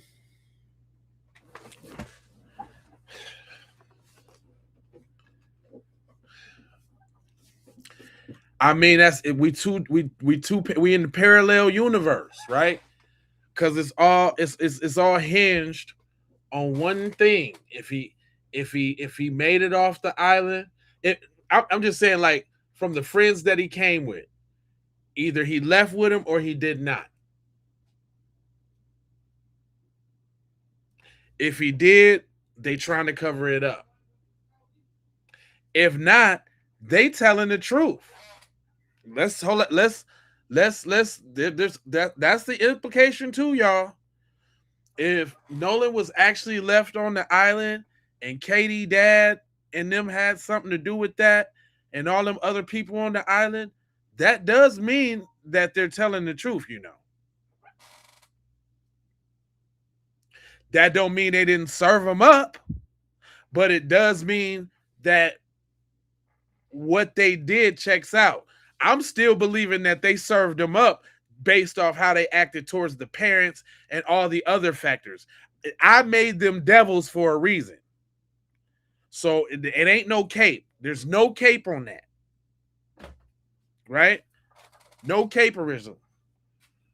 But if so, then they do got something. You wouldn't be surprised if they injected Nolan with something. That could be true too. But think about what Kimmy said though when we on the ritual side of the game. Let's not forget, we got to take everything into account. Let's not forget that these is people who like to do lynchings, that done the most lynchings.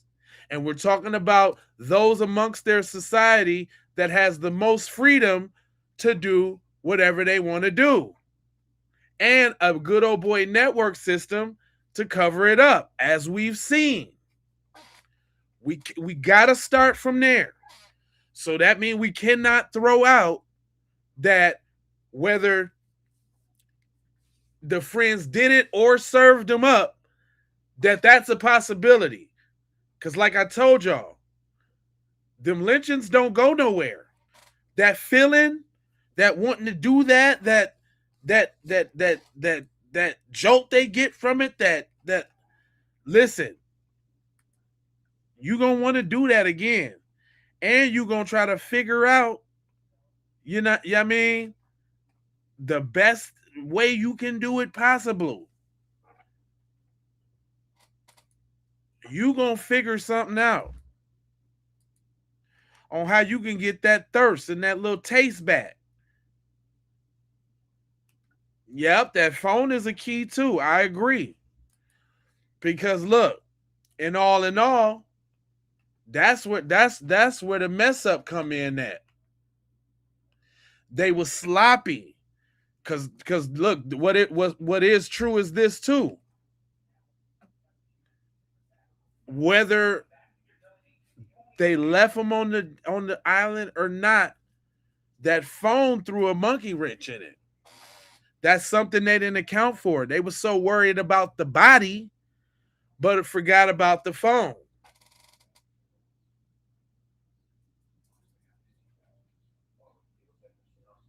Because if we going with the thought of, they wasn't involved, but they served them up, then that still means that they know about it. And that still means they still had to come up with something decent for leaving their quote unquote so-called friend behind.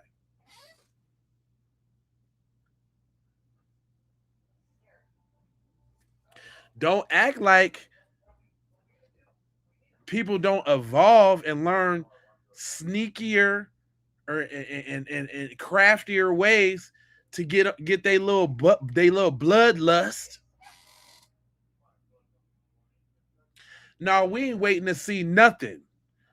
What you don't like is that I'm pointing out how you and your people get down.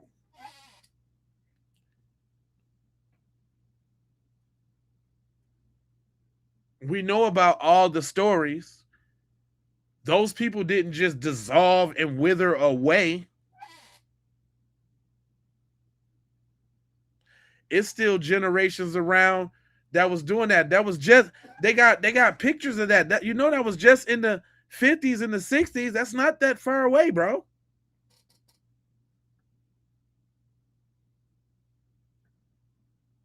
And the family mementos and all the stuff that y'all done passed down. I know at least one of y'all in the chat right now got a auntie that got from old grandma, Papa Joe, a mason jar with some nigger knuckles in it. And y'all can't wait for Thanksgiving for old Papa Joe to get drunk and pull out the nigger knuckles and tell y'all the story about it. Y'all sit around the campfire with some s'mores and listen to the horrific story of lynching. And you can't tell me y'all don't do that because your girl over there, Australia, eating babies.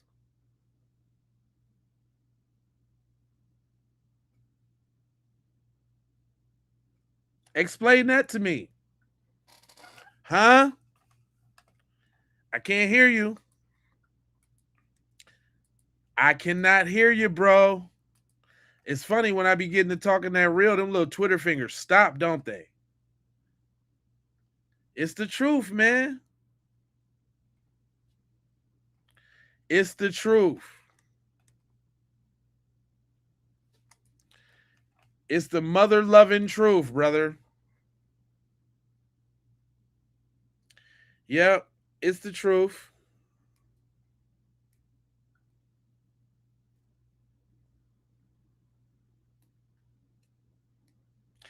You say your great great grandma was alive, was a slave owner, a slave owner's daughter.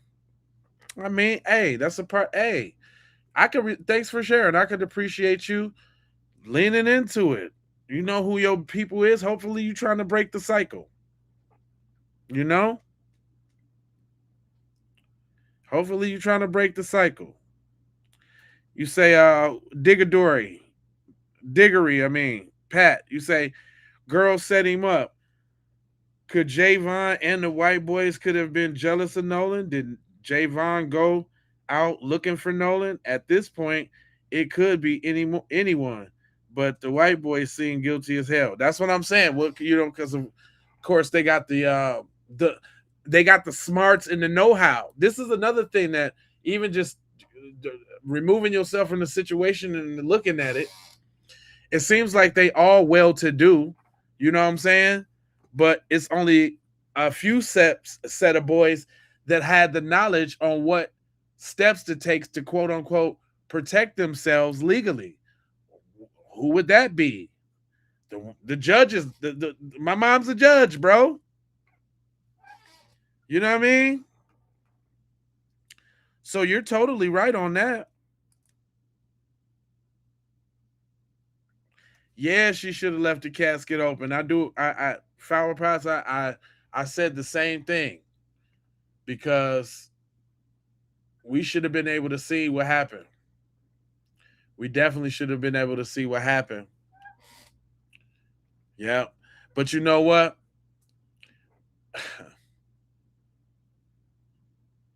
They wasn't gonna air that. That wouldn't have been on that. That wouldn't have been on the. They not doing that. They know what happened last time. The last time that happened, it went up. We said y'all finna give us civil rights and give them to us now. We ain't playing. It went up last time that happened. They ain't finna do that again. I tell you that. They are not gonna do that again. The only way, you know what? I bet you they gonna leak some pictures. Some thirsty little scumbucket snow roach is gonna leak some pictures on Reddit or something. And then you gonna see it in the comment sections of your posts on social media. Bet.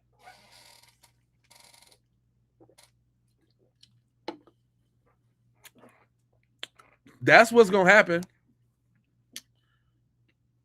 Yep, some pictures is gonna come out of nowhere, and they're gonna be. But see, if they was smart and they really want to amp up the beef, they'll release them now. But that's why they didn't release them now. That's probably why they making the autopsy go so long, because the temperature's too hot right now. You know what I'm saying? Because we in a full court press right now, and I'm proud of my people. I'm proud of how we handling this right now, because we know what the deal is. They've been trying to make us get outside since the orange man then got in there.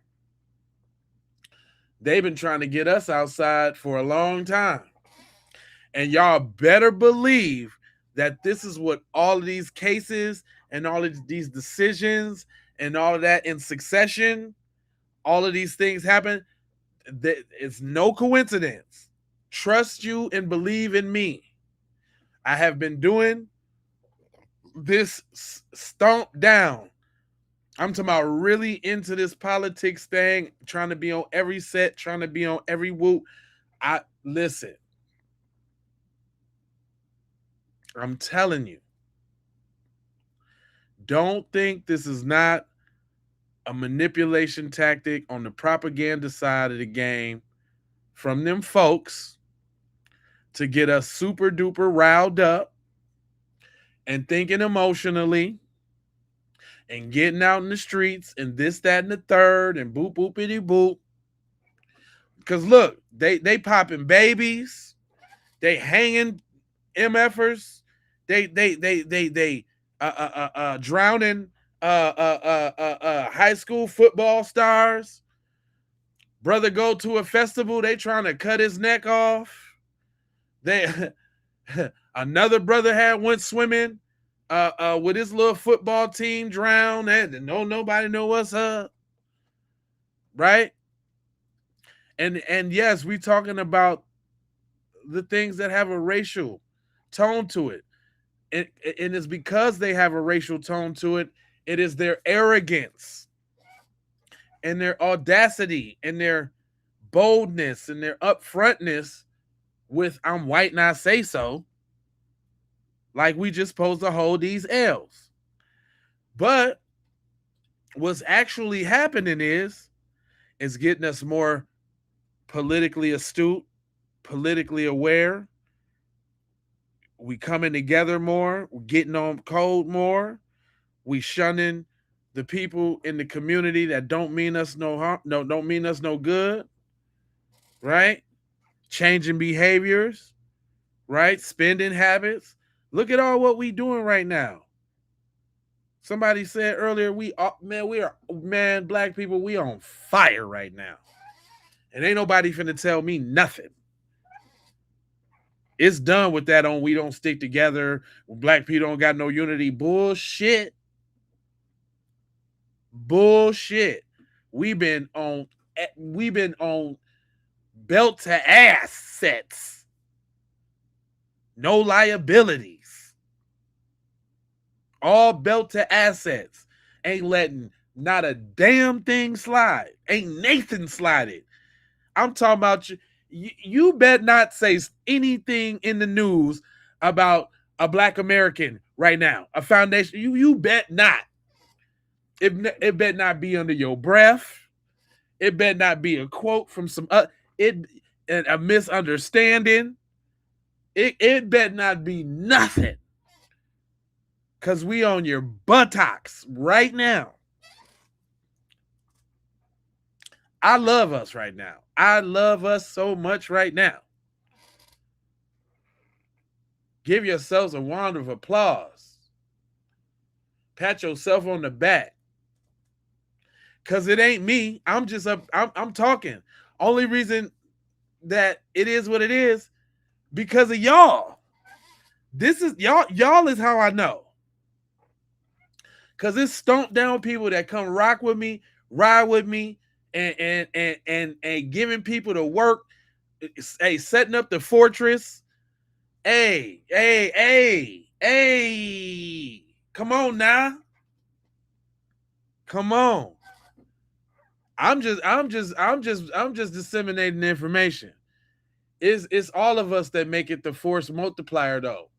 It's all of us that give it what it is. We got people choosing up.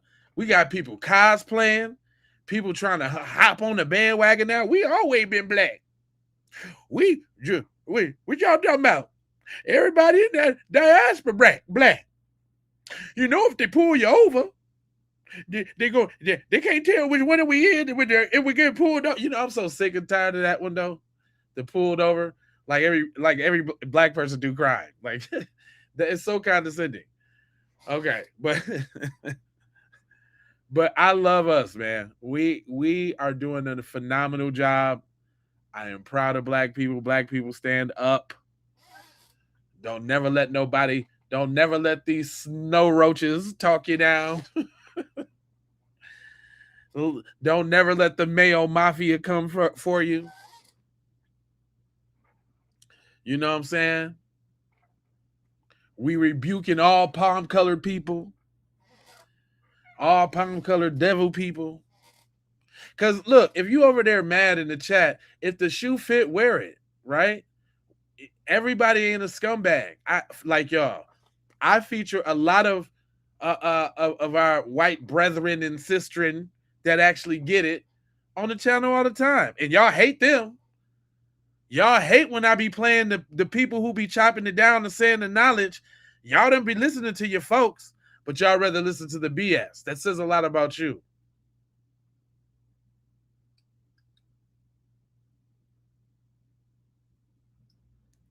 So I don't want to hear that. Oh, he's racist. My boy Sam, he's a regular on here. Kim, she didn't just came a part of the little thing because she be spitting. It's a lot of them, and then I'll be snatching them from here and there and here and there. It's people that get it. I don't know what's wrong with y'all. Well, I do know what's wrong with y'all. Y'all dweebs. But we need dweebs, though. So I ain't going to beat y'all up too bad, dweebs. Nah, none of the... Oh, hold up. Oh, good. Breeze. Thank you so much. Helping move the program along. You sly devil. You sly fox you. That was a great look. You made me think about something. I got this right here so y'all can see who actually showed up real quick. You know I scour for y'all. Y'all know y'all my peoples. So I got to get the goodies for you. You know what I'm talking about? But I had grabbed this though. Hold on, let me show you this real quick.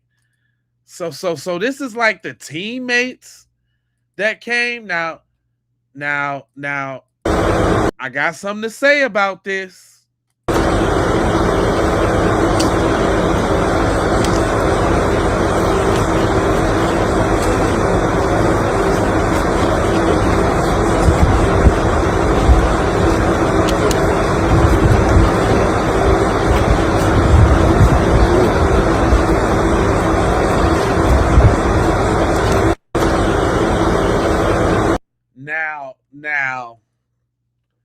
Now,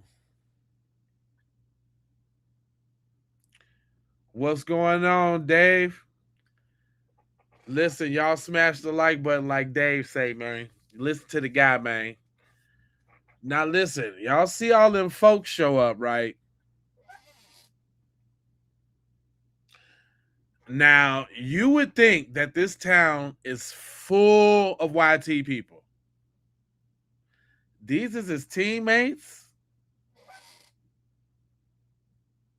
Yeah, I'm inclined to think the white dude in the front was the coach. Why we ain't hear from him? Good point, Miss Thomas. Good point. 007. Look at that. Who that is? Who that is? Who them is? Who them? I know he ain't in no damn school. That boy look like Michael McDonald.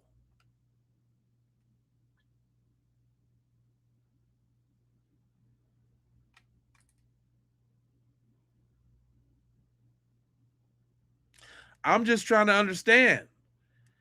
I know ain't nobody else had nothing to speak up and say. That's a lot of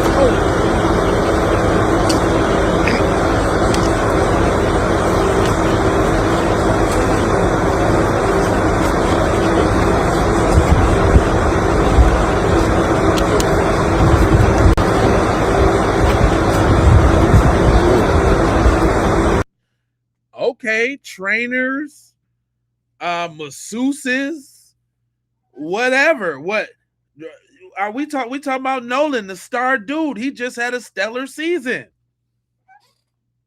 I seen highlights of Cuz and all of that, making fantastic NFL catches and all that. We ain't talking about no regular dude. We talking about Nolan, the high yellow mix kid that was good at sports.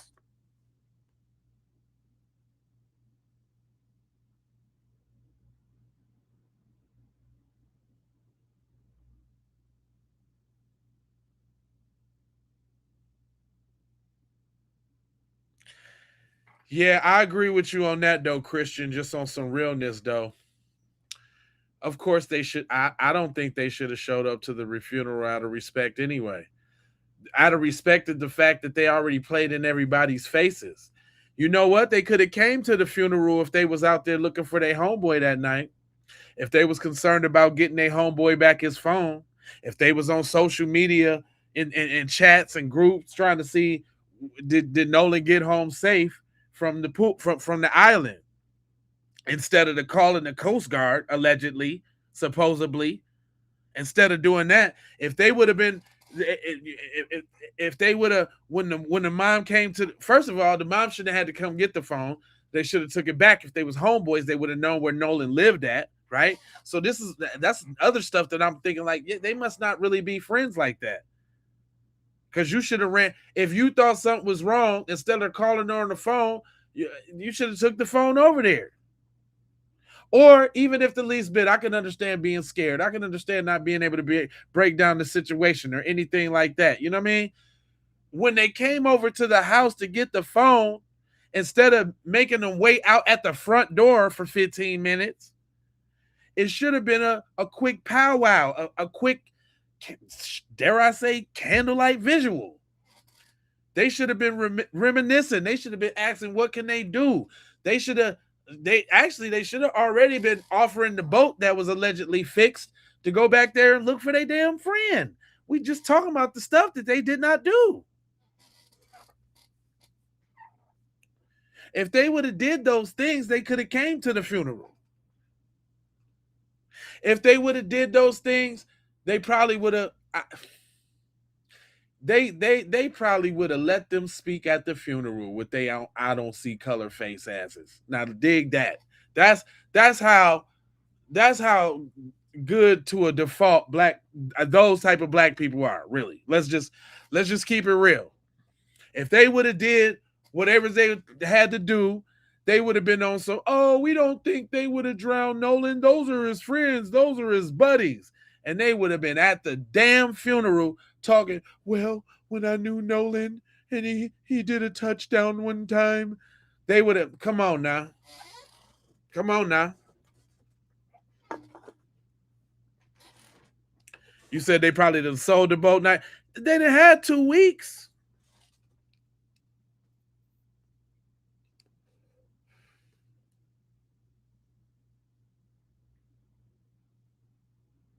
white bro code is different than the world's bro code. Man, that's a profound statement right there. Money Mike, for real, for real.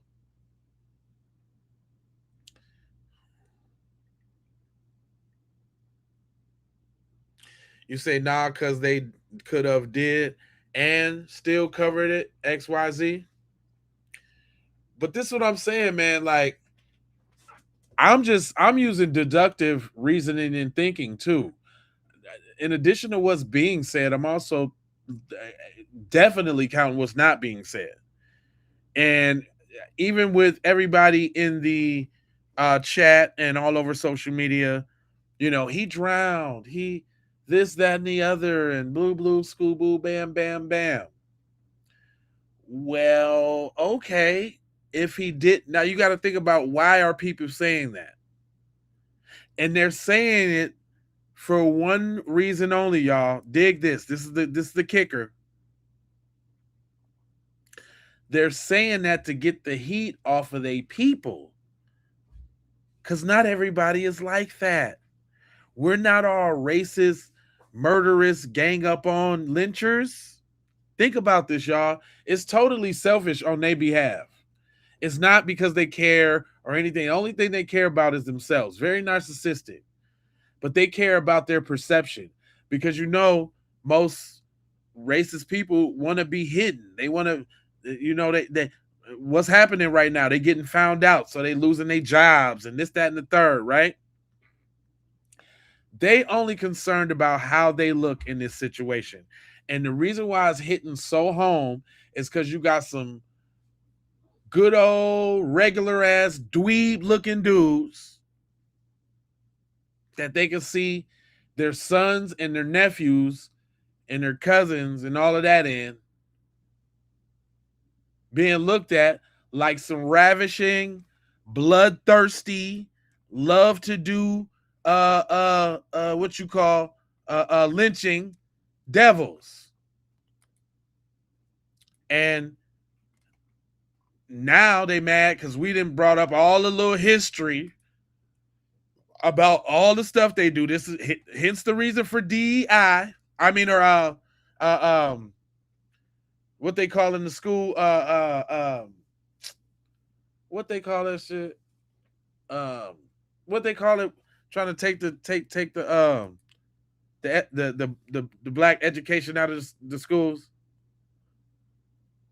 What they call that?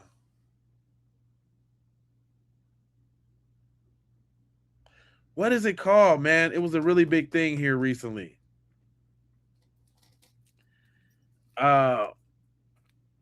Taking the black history out the school. What that's called, y'all? I know we got some smart people in here. It's gonna bother me if I can't remember what it is. But that's, now we bringing up all the history that they trying to take out of school right now, right? About all the little CRT, that critical race theory. Thank you.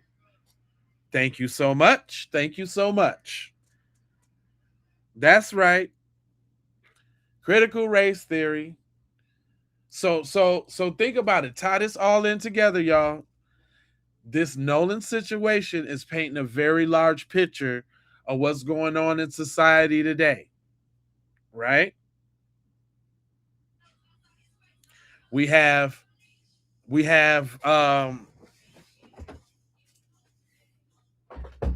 if we add it up, we have the perfect ingredients for a lynching, right? We got innocent Nolan Wells who won't do nothing, who has the trust of his friends, and blah blah blah.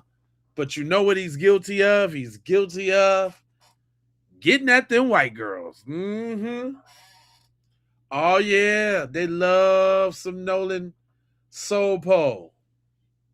Nolan was knocking them down. And when they see Nolan, they see ain't gonna be no future in Mississippi and Ocean Springs, because they all gonna be little nigglets.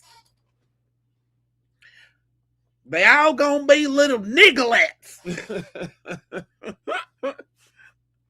And it's not funny.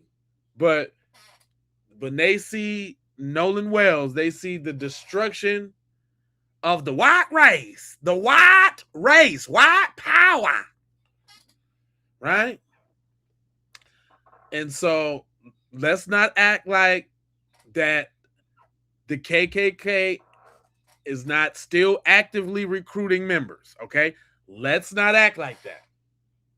Let's not also act like that a lot of the people there were definitely there back in the day and are still around right now. Let's not act like that's not happening. Let's not act like there's still not a recruitment process. Let's not act like that. Let's not act like that there was a lot of people involved in the coordination of lynchings. Do y'all know about lynchings? Do you know they used to send postcards? People used to take trains to the town. It was right after church service. You know, everybody then spread the word through telegraph and through this, that, and the third. What? That don't go away, y'all. And you want to know why we know it don't go away? Because we got an old girl eating on her baby right now today. Right now today, they doing that. Is that far-fetched? No, it's not. But I will tell you this.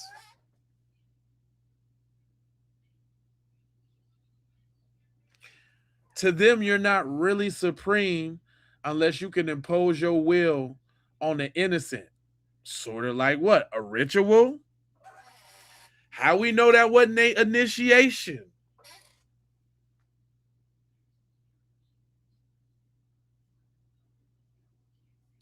Y'all want to talk about Bloods and Crips and this, that, and the other one? Well, why we don't never talk about this gang?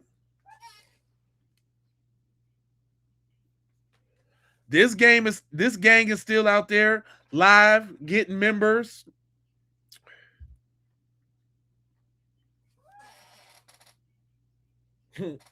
I'm not baby's puppy. This all I'm saying. I'm just saying let's not consider that. And then we got the usual bait. The usual bait as usual.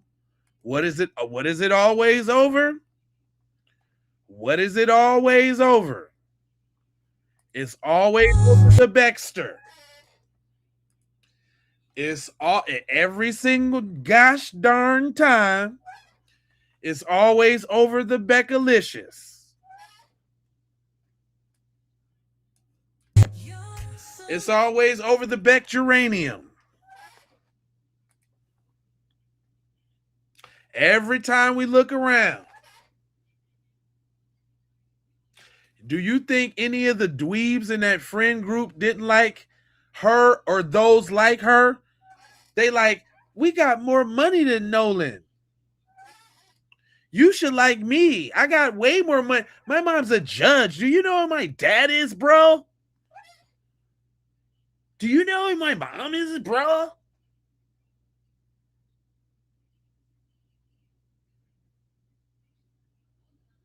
I drive an M5 BMW with the super exhaust tips and the chip, and I got a what they call it I got a carbon fiber spoiler. You shouldn't like him. You should like me. Nolan's a nigger.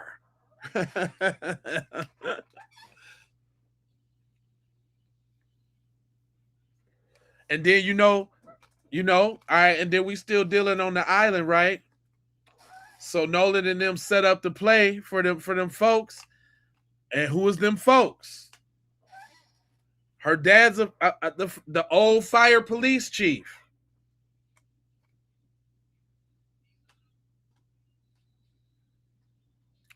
Don't they always be in law enforcement or some part of the local government? I mean, from the past, ain't that how they always get away with stuff?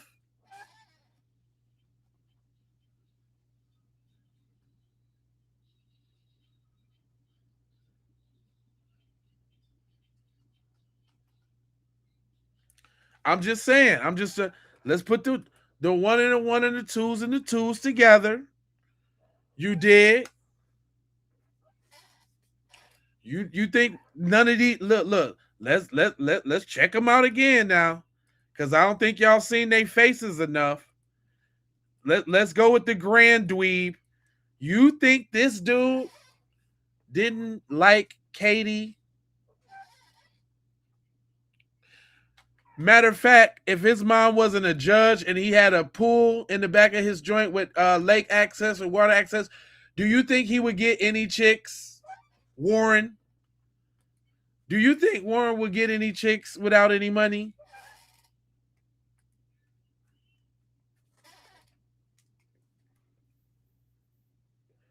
Chalk demon? Yeah. You think, do you think this, hold up, that's Warren, y'all. For those that ain't seen. Do you think Eric was getting chicks? Eric the stud? Hold up. No, let me give him the benefit of check him out. Check your boy out. Look at that hair, for Christ's sakes. Who is that? Kelso's little brother?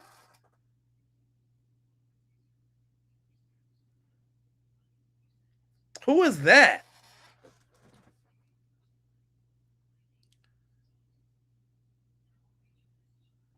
It's the hair alone. He's not doing nothing. Do you know who my dad is, bro?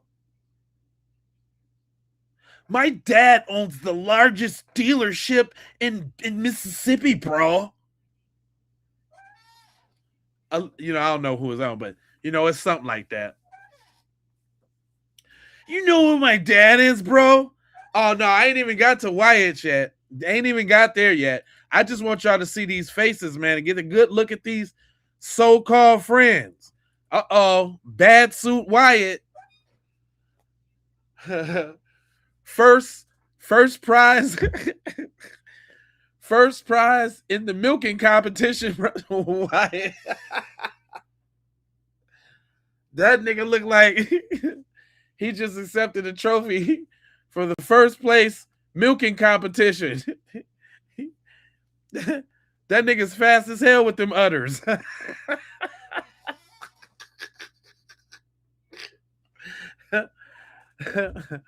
That nigga's the fastest udder diddler in the East. That nigga, that nigga got on his outfit because he done won the last 10 county fairs. For come on, man. That nigga's a part-time sheep wrangler. You think Wyatt getting some chicks?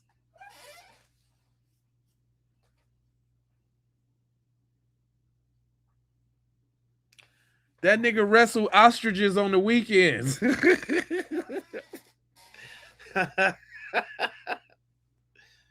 That nigga's proficient in skinning possums. Oh my God, are you serious?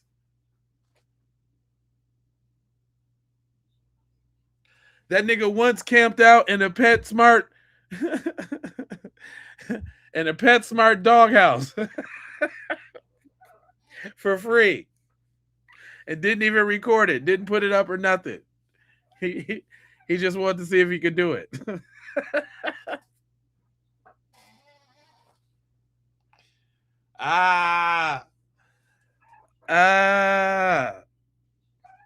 Nigga look like he from the Candyland plantation.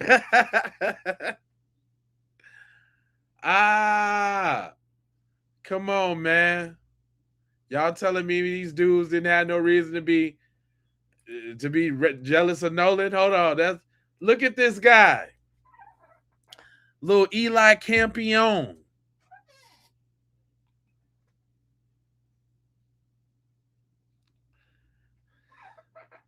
That nigga look like a German throat juggler. He get. Hold on, let me give y'all his real face. I'm gonna give y'all the benefit of the doubt. It's the hair for me though. Them dudes ain't getting nothing. Them dudes ain't getting nothing with that hair like that, fam. He ain't got nothing. He got, and that's that nigga's 12th grade graduation picture. He graduated looking like a dweeb. He ain't got nothing coming. It's a Cooter Creek original. Cooters Creek.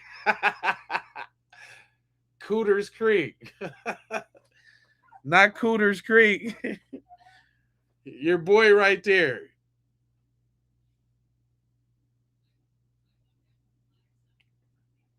What you mean, who cared?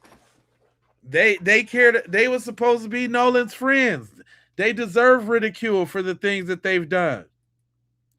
They deserve me getting on his ass.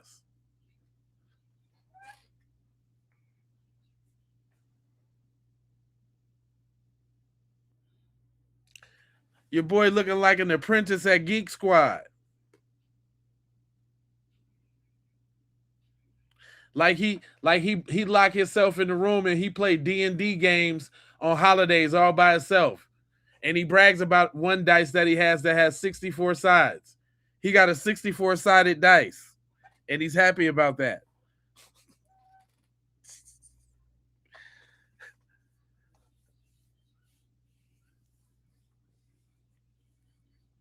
Look at your boy right there. Hold on, let me give you the real face. I'm just saying, is this the face that says I'm a ladies' man? That nigga look like he just graduated from DuVry.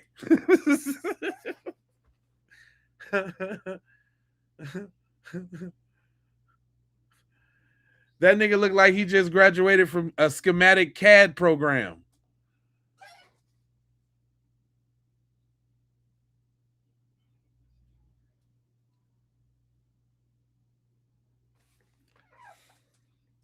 That nigga looked like he carried 2 transistors in his wallet.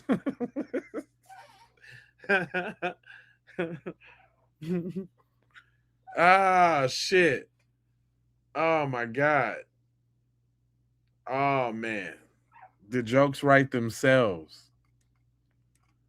Gosh darn it. Oh, they deserve all the ridicule, fam. Look what they did to their so-called homeboy. Okay. Let's hear from my brother. My brother's he's very sensitive with his approach. Shout out to my boy Brian Lloyd. Brian Lloyd, I featured him one time a couple videos ago. But just very simple questions. Come on, Brian. Yes. Oh, hold on. I ain't get to Brian. Hold on. We get to Brian. Brian Lloyd, y'all. All right, guys. So I just want to walk through some assumptive scenarios in regards to the Nolan Wells situation, right? So more stuff has come out. These are just assumptions, my opinions. All right. If I try to piece everything together from the start. So Horn Island, they go out there, they're on Horn Island. Apparently there's an altercation. However, his friend, Tristan, mentioned that it was him in the altercation. Okay. Katie McCormick is talking to Nolan. She states that she sees Nolan get back to the boat with his friends. Also, if there was some sort of physical fight on the island, it would have been seen and it would have been noticed because there were many people out there. So we know that that did not happen, at least a physical altercation, assuming he got back on the boat, which still makes more sense for him to get back on the boat. They come in from Horn Island, they dock in Evan's backyard. Because now we know and understand that Evan has a boat dock in his backyard. Not only does he have a boat dock, he has a swimming pool in his backyard. So goes back to the pool party pic, which still don't know when the pic was taken. Yes, a friend, we think is a friend, Tristan, said that that pic was taken June 27th. However, we know that metadata can be skewed and it can be altered, which I mentioned in the previous video that the pic, the metadata of the pic and everything was submitted anonymously. Okay. So the person that submitted the pic didn't give their information. So anyways, even if the pic wasn't from July 4th, still, it is very safe to say that on the 4th of July, those boys got back, docked at Evan's house in his backyard in the boat dock, went to the pool to continue their fun, continue their party. We also have social media, online messages from one of the kids who was supposedly at the party who stated what happened. That individual said that there was a physical altercation between Wyatt and Nolan, and others jumped in, and it became very bad and very brutal. If a situation happened to where the altercation got bad, where we unalived an individual, they mentioned that they had to identify him through his dental records. So if they had to identify him through his dental records, that would make sense. Remember the nurses that came online basically stating that they were told that the body had been burned and it looked like he'd been tortured. If the scenario happened to where they did something intentionally to Nolan or accidentally, and kids being 18, 19 years old, privileged, thinking that they can cover it up, there's a chance that they could have tried to burn his body to cover it up. And that probably didn't work out. Now, they didn't want to hand the phone over to the mom when she was pinging the phone and she was asking for it. They had to go and get that phone, which is another red flag. The body initially wasn't on Horn Island until 2 days later. So if the boat dock is right there and they're still holding on to the body, they could have easily brought that body back to the island for it to be washed up. So with all of that being said, the parents lawyered up right away. The sheriff's office trying to rule it as an accidental drowning, just trying to get this over and done with as quickly as possible should be alarming. Yep. Because when you're innocent, you don't go into hiding. Everyone knows that. You don't go into hiding. If I was being accused of something that I didn't do, guess what? I'm going to come out about it right away and let you know it wasn't me. I'll tell you what happened. This is what happened. X, Y, and Z. Yada, yada, yada. That's the person. And I'm pointing them out. I don't care. Call me a snitch. I'm snitching. It was him.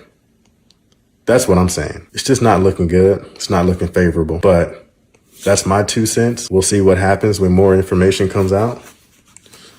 But yeah, I just don't see way out for these kids, the parents, the sheriff's department. I just don't see how this ends well for them. All right, guys. So I just want to walk. And now, I mean, come on now. That was very sensibly laid out, right? That's based off all the information that we've been given so far. You know what I'm saying? Like, I listened to him. That's why I featured him. He said what needed to be said. He asked the questions that needed to be asked. I think it was masterful, his tact and the way he put that together. I mean, how is it far off from that? And if that's the case, that don't make sense. It don't. It don't make sense at all. Now, I don't know if y'all know.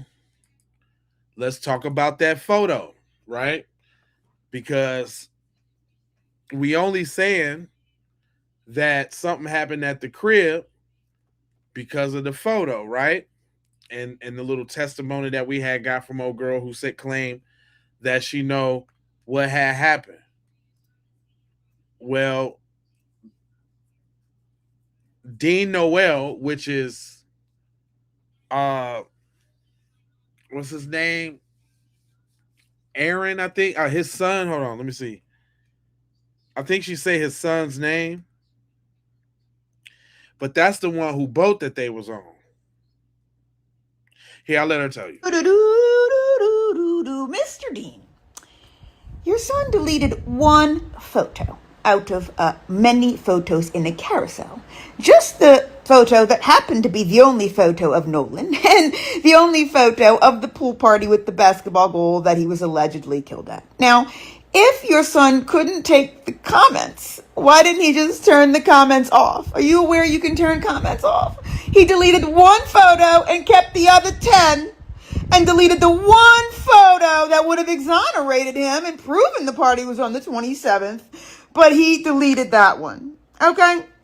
Sir, y'all have very bad lawyers over there, and you're never going to be able to out-lawyer me. So keep talking, sir. Keep talking, because you just... Go to the police, sir. Go get that 100 racks, baby. You need that 100 racks. Go get that 100 racks.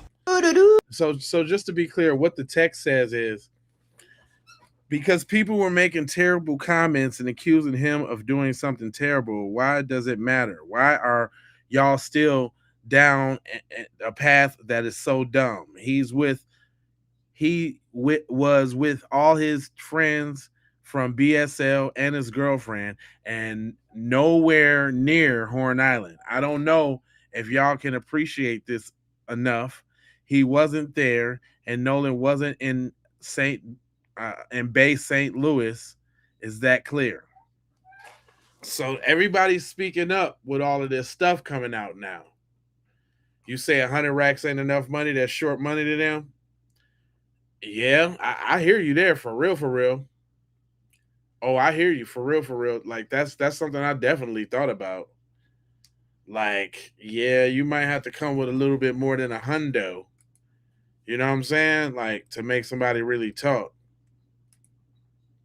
But the friend, everybody on the friend, though. Hold on, we still got to explore that part. Oh, just messed up, right? That wasn't smart at all. These kids think they slick, but they not slicker than us. They not slick enough. Hold on to every word he just says. That's very bad news for the other best friend. What he just says contradicts, and I'll be real, it even indicts and take away the other best friend claims of being innocent. What he just said is very bad for the other best friend. Let me explain. Javon just said, yo, the person who was screaming and yelling in the video, who was so hostile, we had to remove him from off the island. That was Tristan Shepard. That was the other friend. Now, hold on to what he just said, because it's very important. Don't let go of those words. It was Tristan Shepard who was quote unquote screaming. And it was Tristan Shepard who was so hostile and so out of control, they had to move him off the island earlier in the day. Developments tonight in the mysterious death of 18-year-old Nolan Wells. For the first time, one of Wells' friends who was with him during that 4th of July boating trip is speaking out. He's responding to the growing questions surrounding the teen's death and the speculation that has exploded online. Investigators say Wells disappeared during a trip to Horn Island off the Mississippi Gulf Coast. His body was found there 2 days later. 16 WAPT's Carlos Garcia here now with us with what that friend is saying, Carlos. That's right. Well, Nolan Wells' friend says that it wasn't Nolan that was featured in a viral video appearing to show several people arguing, but rather it was him engaging in the verbal altercation while Nolan was elsewhere. I just know I've lost my best friend. For the first time, a friend who was with 18-year-old Nolan Wells the day he disappeared is speaking out. Tristan Shepard declined to appear on camera, saying he and the others who were on the boat have been receiving threats. We did no wrong here, and we don't understand how we're getting so much hate behind it. We all care. Y'all know y'all just messed up, right? That wasn't smart at all. These right? I just think all of this friend shit is weird to me. So the friends that took him to the island and the friends that speaking up, none of them actually sound like friends.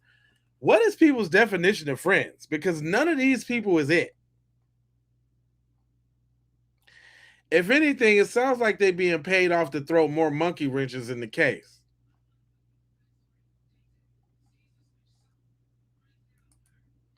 I mean, that's just to me. It just seems like they just keep saying, and they keep trying to make themselves victims. Thanks, Chatty. Where you tapping in from, Chatty? We appreciate that.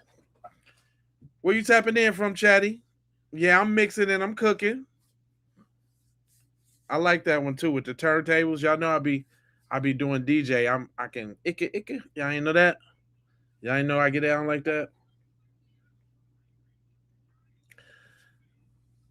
Was either one of them at the funeral? That's a good question, though. No ego.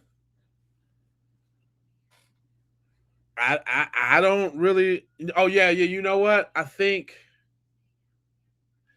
I seen the judge hugging them at the funeral. I got the funeral on this channel. Look at the video I did earlier. You can watch the whole thing.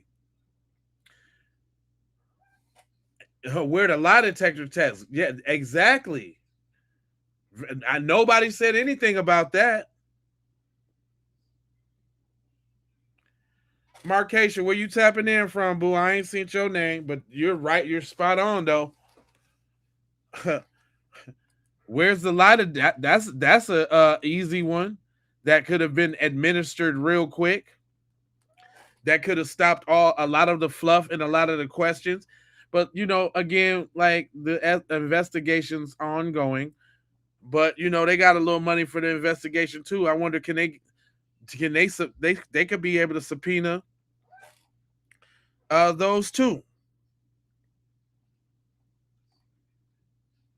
Oh, that's his name, Evan Noel. That's it. Shout out to Kim again, cause she been on their tail for real though. The dude whose boat that they was on, his name is Evan Noel. All right, Daytona Beach in the hen house. That's right. Please do it, y'all. Do what she said. Follow, like, share, and subscribe. Oh, this is another thing. I know we streaming over there on TikTok too. TikTok people, they don't show me y'all comments.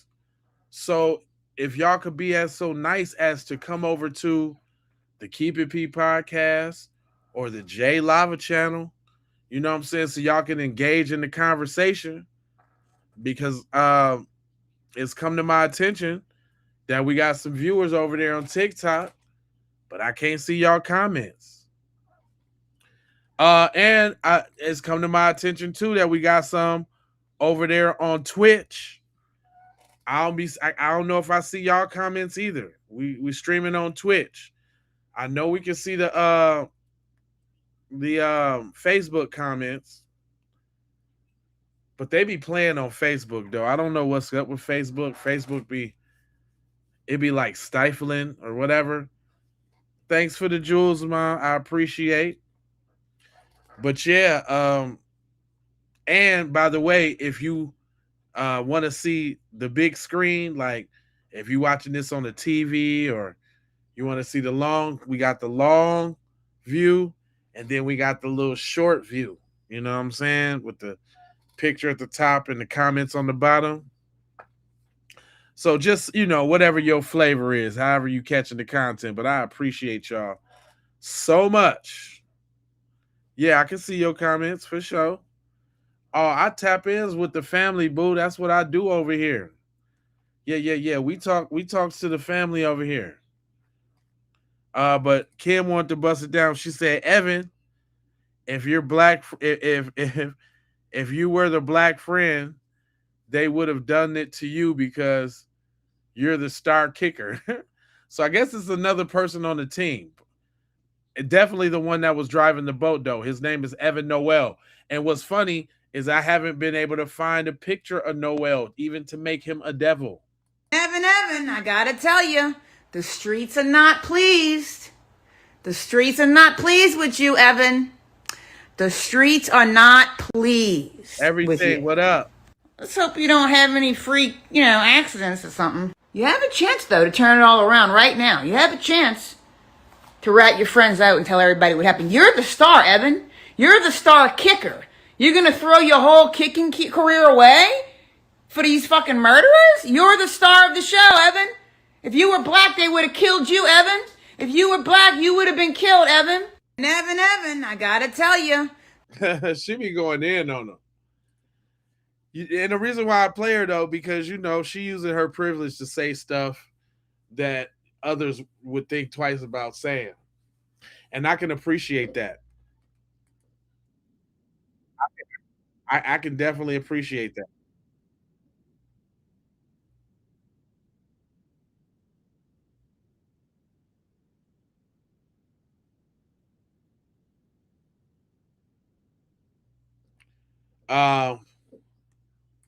What'd you say? Oh, thanks for sprinkling me with the jewels and all. You did. My man's, were you tapping in from everything shrubbery? You got that good boy?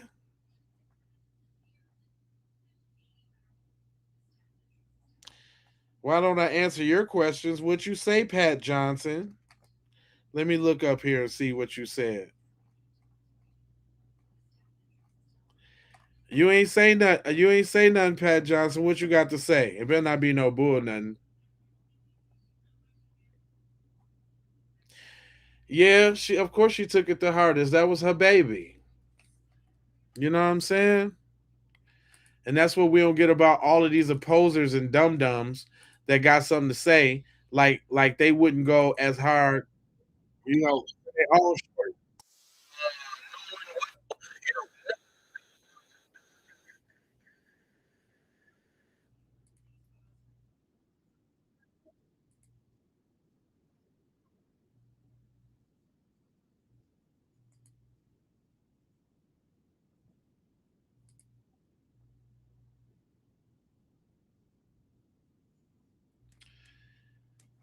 I was just watching this video and I was just thinking about if I actually want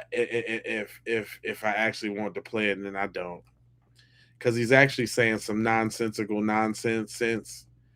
Thank you for the sprinkle, y'all. Y'all say what's up to Markeisha in the chat, because she's sprinkling your boy, and I really appreciate that. Give her a nice warm welcome. But yeah, man, we going in. I don't know if everybody had the opportunity to see this fake. Well, I wouldn't say fake guru. She's Sherry McCullough. She's a forensic analyst or scientist, and she tried to put her little 2 cents on the little thing. And I actually wanted to listen to see if I want to chop it up or see if there was something about it. Though his keys and phone were there. So what do these new records actually tell investigators? Do they answer any of the big questions in the case? For that, I turn to Cheryl McCollum, active crime scene investigator in Metro Atlanta, who's worked on high-profile cases from Tupac Shakur to the Zodiac Killer. She's also the author of Swans Don't Swim in a Sewer. Great to see you as always, Cheryl. So what answers does this dispatch audio, does this GPS data, what answers do you have now that you didn't? You can hear the voice. He doesn't sound panicked. He doesn't sound out of control. He sounds very calculated. There's a problem. See, I said that I told y'all that them calls could be set up, fam. I told y'all that. She's saying it in a different type of way without saying it. But I said they just sound too manufactured. I said that. But go ahead. Problem. They're trying to handle it. The other thing we now have is GPS.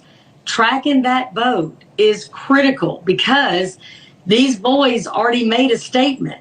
They already talked to family. They already talked to law enforcement. If their story does not match completely with what that boat did, then they're going to have a problem. Well, from what I can see, it seems consistent in the idea that the boat was having problems. What is interesting is the dispatcher says, is everyone on board and in good health otherwise? And the caller says, yeah, everyone on board. First of all, everybody's on board. Nolan wasn't on board, right? And he's not fully answering the question. Well, unless I'm looking at it wrong. Unless I'm completely off. Well, he's probably answering what. Hey, for those of y'all that can't see either one of those talking, Y'all is on a different feed. We got the horizontal feed with the up and down, and then we got the full feed with the side to side. Go ahead and hit that like button, subscribe. If you want to dip right out and come on over to the horizontal feed so you can see the whole thing, I would encourage you to do that. Just so you know. What he knows is accurate at that time. If Nolan stayed behind, then everybody is on board because he wasn't supposed to be. Yeah. So she asked a very unusual question when she says, is everybody in good health otherwise? I think that's unusual, but again, they are sinking. So she's making sure, hey, is everybody on board? Is nobody jumping off? Like, if you're really sinking, are you going ahead and, getting in the water? Right. But he says, no, everybody's on board. Do we have a more accurate window of Nolan's movements? I mean, let's think about it, right? So the investigators said that he was last seen at around 3 p.m. I haven't seen other accounts that would seem to dispute that. There's a dispute about whether he, left to go talk to a girl or came back on board. And then you have this GPS data showing the boat didn't leave Horn Island until about 4:30. This dispatch, is around 4 p.m. What does this tell you? There were hundreds of people out there. You've seen the video and the photographs. That's what I'm saying. Now, if he stayed on that island and something happened to him on that island, ain't nobody seen nothing. Come on now. Y'all notice no matter how you hear the story spun, it don't make no sense. No matter what you hear, no matter what, based off what we know, it don't make no sense. How somebody did not see him is pretty shocking to me, especially if he left one group that knows him to go with another group that clearly knows him. I don't understand how he got separated from everybody that he knows. That's what I'm talking about. It is early.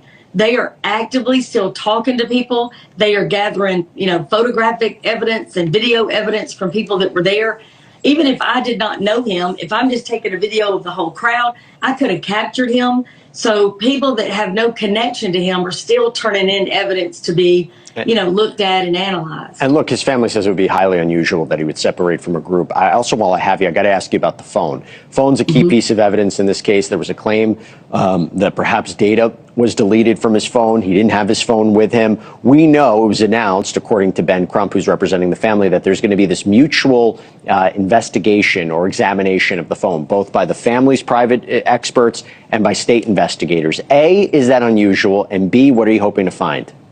I like it. And let me tell you something. You've got a mama that does not understand what happened to her baby, period. She deserves to have those folks look at it. You've got your expert. I've got mine. Y'all are going to look at this thing at the exact same time. There's not going to be a doubt in my mind what is extracted from that phone and what it means. I like that part a whole lot. That to me should happen. There should be no secrets. This is not a situation where you say you've got to wait on the autopsy. You got to wait on toxicology. She doesn't want to wait. She wants to know right now because you're telling me something that for her does not make sense. It has to make sense. And Jesse, you know this from your background in the courts. When you have parents that have lost a child, you have got to give them all the information in a way that they can absorb it and understand it 100%. and eventually accept it. Especially if they don't trust local law enforcement. And look, as we reported yesterday, Ben Crump indicated also that the DA told him that after the investigation, this case may be presented to a grand jury for potential criminal charges, whether that's directly related to Nolan's death or something that happened in this investigation. We'll see. We'll be on top of it. Sharon McCollum, thank you so much for taking the time. And listen, this is my thing, though. I swear they're gonna try to do what they did in Breonna Taylor's case, talking about some wanton endangerment, try to do anything but try to prosecute somebody for the actual death of Nolan Wells. You know what I mean? Because you know how they do. You already know how they do. Now I'm finna play this message. And sometimes people just be fed up with the way things is going. And my man's got a solution For all you haters in the chat, this is a solution base. And he just want to know if we could just go ahead and let's do it. Let's heal America. Hear me out. Hear me out. Based on what I'm seeing on the internet, it seems like everybody is angry. White men are angry. Black men are angry. Don't y'all just want to get together and fight? I mean, we all Americans, so it ain't no need to tear down our country. When we could all just come together, state to state. Right? If you in Georgia, white men, black men, we meet somewhere and we bang out. No guns, no knives. Right? We could just line up. You a white man, you could point over in the crowd, I want you. And we just get in a circle and just bang it out. If you in Jersey, wherever you at, Texas, and we just come together and fight. We call it the fight to save America, right? We don't gotta have no guns. We don't gotta do nothing extreme. I seen y'all content. Yeah, Mr. President, just give us the word and we'll go door to door. Why take it to that extreme? We all mad. We all men. We can all come together. You know what I like about this message? It's simple. It's plain. It's to the point. It's to the point. It's like, yo, get it off your chest, my guy. Get it right on up off your chest, man. We don't need no guns. We don't need no nut. Let's just meet on up and knuckle it on out. I really like what he's saying. For all you hotheads, for all you people who feel compelled to jump in somebody's chat to say dumb stuff, you talking like you want to fight, as disrespectful as you is.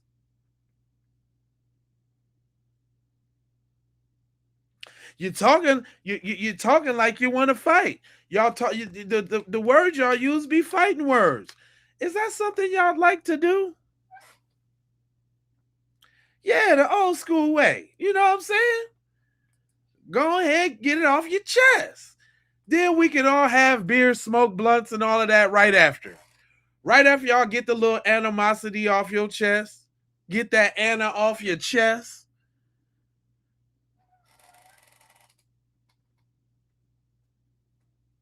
But I think we know why that ain't gonna happen. Especially without they not coming to the fight if it ain't no guns involved. I know that. What he's saying is noble. What he's saying is just. It's real bravery. It's real man shit. But they ain't coming to the they if they can't bring no guns. What? Cause we damn near be knowing like what the outcome's gonna be.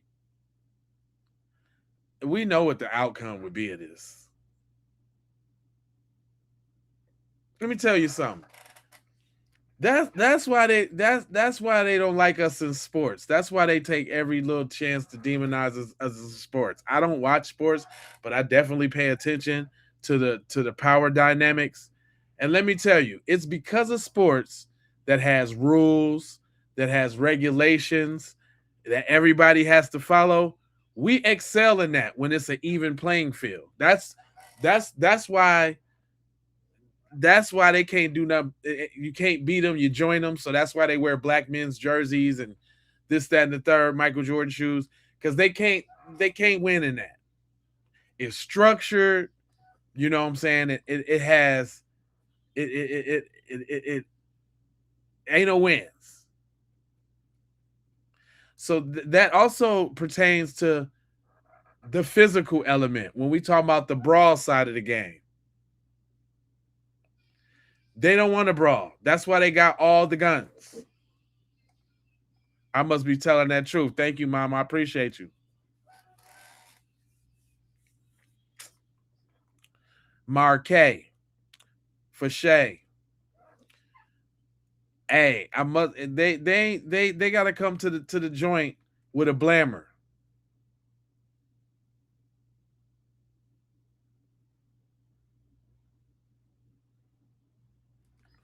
Let him finish though, because I like where he's going. As Americans, that's the American way. Home of the brave. Right? Just come together, state to state. just punch it out. Everybody go home to their families, right? I don't see nothing wrong with that. Me neither. I think that would really heal the nation. I think it would really heal the nation. And since y'all so angry and y'all want us to just stop talking, make me to just shut me up. Oh, now it's low IQ. Say the most violent people in the human history. The most violent people in the human history. So does that make you low IQ? The cynics? That must mean you low IQ, because that's what you and your kind always resort to. So does that make you low IQ? Thank you, Terry.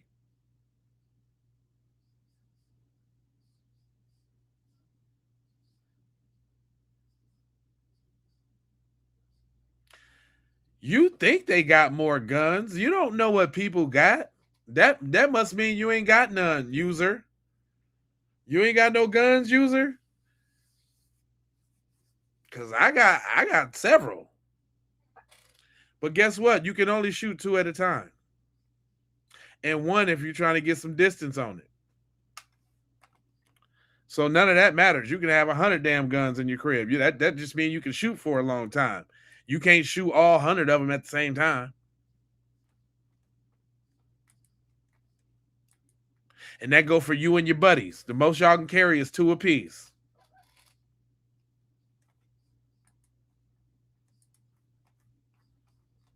Anyway, let him finish. And look, you could even have some of your black friends. You can get Officer Tatum, the Hodge twins, Jason Whitlock. You know all the people that y'all like.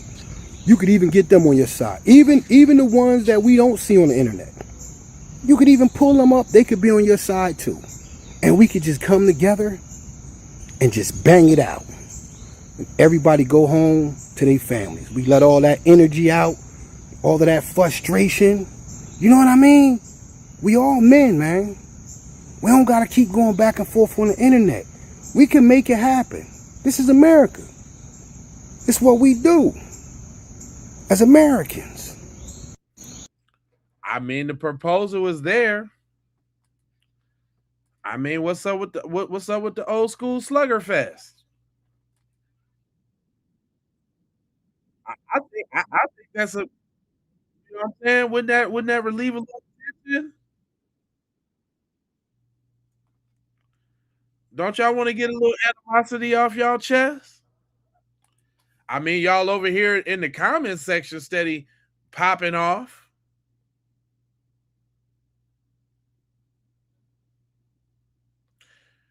Oh, you think you would get him because he got a little beard with some grays in it? You must don't know not to mess with older black men. The strength of an older black man. You must, nigga. We don't get weaker with age. We don't, fam. You must be mistaken. Shit. Until we get up there.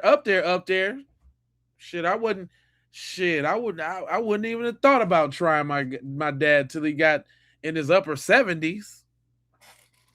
I'm gonna tell you that right now. Wouldn't even think about bothering that old man till he got up into his like upper 70s and shit.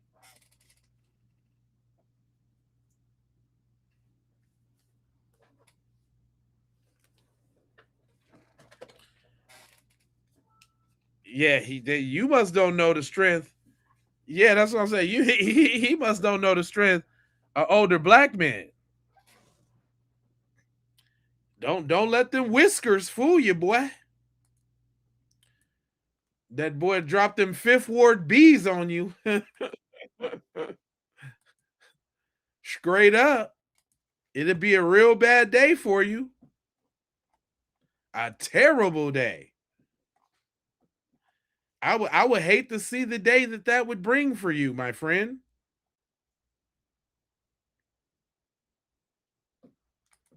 But see, y'all over there talking. Look, listen, it ain't just us saying it. It's y'all folks too. Y'all folks is tired of y'all too. Tell him, Mr. Tony Hawkins. Tell Mr. Tony Hawkins, let them know what's on your mind. I freaking knew it. So Nolan Wells left that island and was seen and photographed at a pool party afterwards, where there was allegedly an altercation where they beat the shit out of him, most likely to death. And the question I have now is, what? That means they moved the body. That means this is way, way worse than we even thought it was. So hopefully these kids will get what they deserve, which is nothing short of life in prison. Even y'all folks know it, man. That's another thing I've been going off of too. Have y'all noticed how many of them folks is speaking up about their people? About how they know how they folks is? Have y'all noticed that?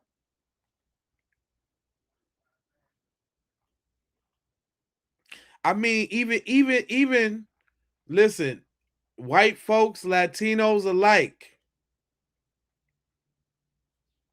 is even speaking up, fam. Everybody. I had a visit this one earlier, and this explains their hate and why they don't like us. She says it correctly. One of the reasons white people hate black people is because we cannot tolerate black joy. We cannot tolerate black intelligence. We cannot tolerate black beauty. We cannot tolerate black confidence. We cannot tolerate black camaraderie. We cannot tolerate anything that frees a black person. There's a level of racism that I think hits differently for black people than it does for Asian people or Hispanic people or Middle Eastern people or Native Americans even. Is that what it is, y'all? Is that what it is, y'all? Y'all just can't stand all the ways we shine makes y'all mad as hell, huh? Y'all don't like the fact that we still thrive and survive, and y'all done tried everything in your power. I mean everything in your power. Everything in your power to try to hold us down.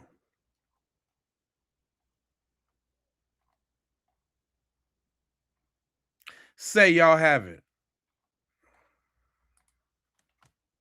Because I also got the why for that too.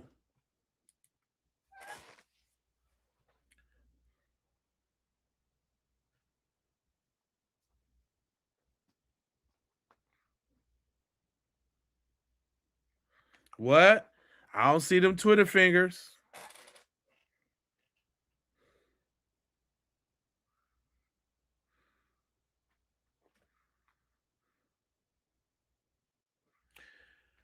You know why they hate?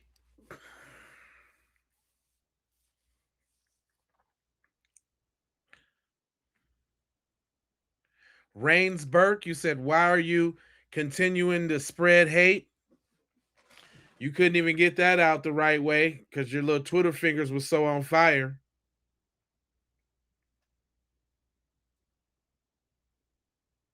Before I let him cook out, I'm going to give y'all a reason why. Because I was waiting for y'all too. Y'all was cutting up during the funeral. And by the way, if y'all missed the funeral, y'all can go back and check the funeral. I did the funeral early. It's about an hour long. Y'all can go check that out. I sure do. I'm Jay Lava on Facebook and Instagram. And we got a private Keep It P podcast group. And I'm FBA J Lava on TikTok. That's right. I'm all over the place, baby.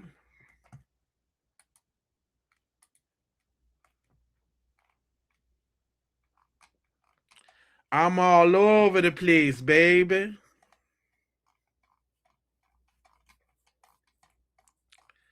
You know, speaking of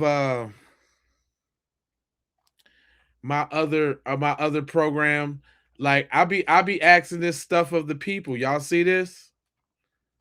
Look, I be saying this. Look, you see what they say? Black America question: if the trauma of slavery is passed down through our DNA for us, is savagery and cruelty passed down through DNA for them? I'm telling you, I'm talking about this stuff in real life over here, and everybody's getting exposed as a devil. Just so you know, I'm making everybody a devil. That's because they deserve it. Look, there's some new devils that I added to the team. Y'all some damn devils. It ain't no other way. It ain't no other way. Look at this devil right here. This devil, he was arrested for using AI to create sexual abuse materials. Straight devil. Y'all see them folks? I appreciate that. I will.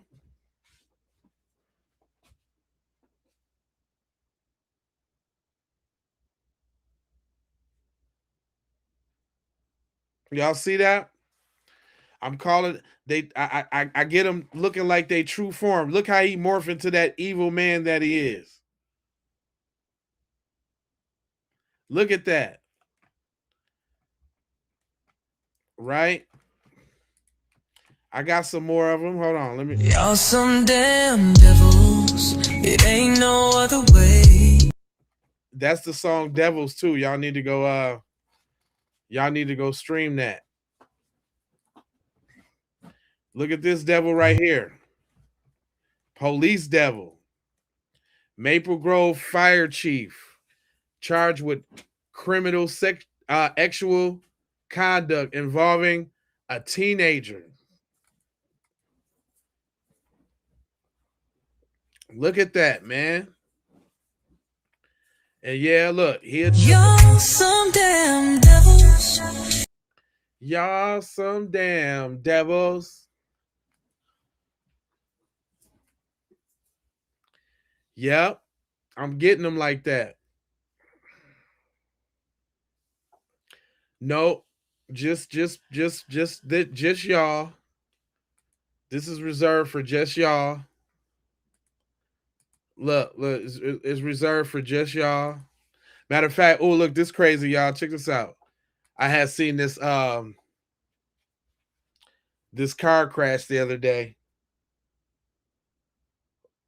This is like the craziest car crash you ever want to see. And the police said that police right there said that he fled the scene. But he launched off that U-Haul right there up into the sign. Look at that, y'all.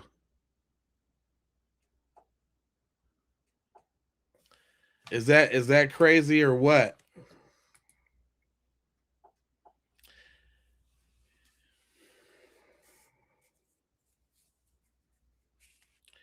Oh yeah, they super mad over there, boy. If you see the the chats over there on them devils, like on this one, like oh like man, all of them got a lot.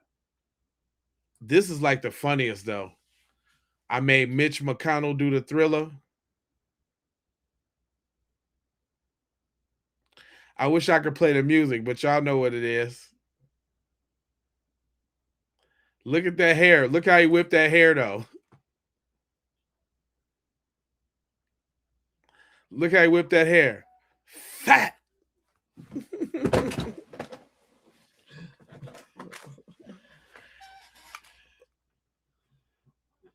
I'm going in on them, y'all. I ain't playing no games.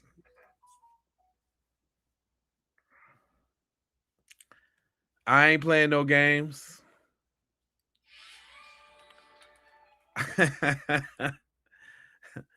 Look, this is another example, just like Nolan Wells. The little team right there, the little devil team.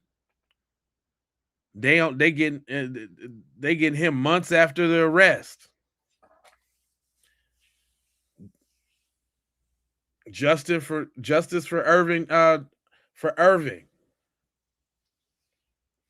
Daniel Irving, justice for that man. So yes, I'm doing good work all around the clock, all around the board, for real. Yeah.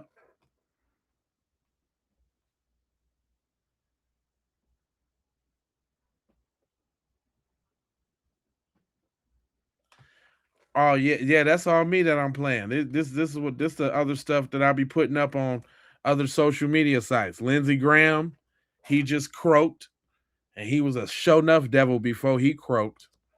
If y'all know who Lindsey Graham is, you know he's a straight devil.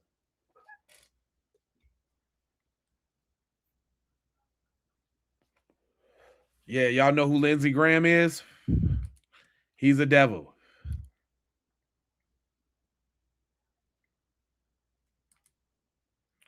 You know what I'm saying? Here, look, these are the kind of messages that I'll be putting up on social media. This what I'm talking about. Listen to this. Hold on. This how I'm coming on social media. Hold on. Let me get the volumes right. Hold on. This how I'm coming. White man, Mexican, Asian man, or their child kill one of yours, stop turning the other cheek and do what's necessary to end this whole bloodline. We are tired of you killing our people, and all we are left with is thoughts and prayers. Violence is what you understand, and that's what you're gonna get. If you are making rap music about killing other black men, but go silent when they kill ours, we gonna turn that shit off anywhere we hear that bullshit played. Yes. A white man, Mexican, Asian man, or their child kill one of yours, stop turning the other cheek and do what's necessary to end this whole bloodline. We are tired of you killing our people, and all we are left with is thoughts and prayers. Violence is what you understand, and that's what you're gonna get. You understand that? That's how we coming on social media. Yeah, we saying this flat out. We ain't playing with these devils no more. I leave that to everybody else to turn the other cheek and all that. You understand? But anyway, oh yeah, hey, this is how I get it in. Oh, you said no friends? Oh, we got the t-shirt for that. We got that John Henry Clark. We have no friends. Oh yeah, we got B1 gear for the family. If you going over there to sayitwithyourchest.com, you dig what I'm saying? You can go get that we coming for our check, right? You can go get that cut the check for foundational Black Americans, right? You can go get that I boycotted today in the hoodie or the t-shirt, don't matter. If you real bold, you say F them people. You dig what I'm saying? This say it with your chest over here, boy. Wear it if you ain't scared. You know what I'm saying? You mad because I'm foundational, right? You know, or the standard issue, the one I love, the FBA, the Foundational Black American standard issue, looking clean in that white with the little red strip. You know what I'm saying? Various colors, all the t-shirts. You know what I'm talking about? Yeah, I got a couple little products. You know what I'm saying? Yeah, that's how we get out. You can go to sayitwithyourchest.com. That is, matter of fact, I'll just put it on the wheel on the bottom. We'll do that. We'll put it there just in case y'all want to know what the website is. Or the website's in the link in the description on all the channels. But you can go to SAYITWITYOCHESS. Say it with your move, say it with your chest. Wear it if you ain't scared. You understand what I'm talking about? You know what I mean? I appreciate. Hey, I'm just coming right down the middle with them. I'm also taking t-shirt ideas. You know what I'm saying? If y'all got something that you think needs to represent us, then y'all can shoot me a DM on Facebook. So make sure y'all go follow me on Facebook too. J Lava on Facebook, JAYLAVA. Or join the Keep It P podcast group on Facebook. You know what I'm saying? It's private. You can post and say what you want to say. I'll approve it, and we'll all sit back and we'll laugh at it. You dig me? Like a Arabian pygmy?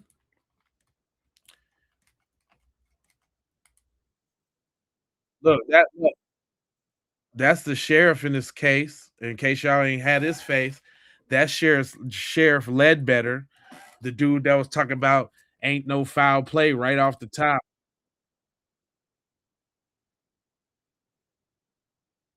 He a devil. Look what kind of devil he turned into. Oh, my fault. Y'all can't even see him. My bad. That's Sheriff Ledbetter right there. Oh, you say you love this already? You new here? That's what's up. That's what we do. Where you tapping in from? Anika. Y'all give Anika a warm welcome. She love it here. She done found her tribe, y'all. She done found her people. Uh-oh. It look like Marvetta's up in the joint. What's up? Hello.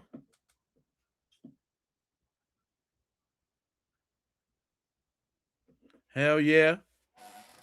I appreciate y'all, man, rocking and rolling with you. Shout out to the members in the house, though. Real talk. Shout out to the members on the looking outside of the game. Money Mike, all the folks that be tapping in. I love, man. I appreciate y'all too for show. We getting close to having enough members to do member only content. But then I'm gonna need y'all to really go follow me on Facebook so we can coordinate a time during the week when I can actually do the content, and then we can actually all congregate and meet, because the P is for the people. And if I'm not doing it for the people, we ain't doing it at all. You understand? So I'm gonna need y'all to rock with me on that.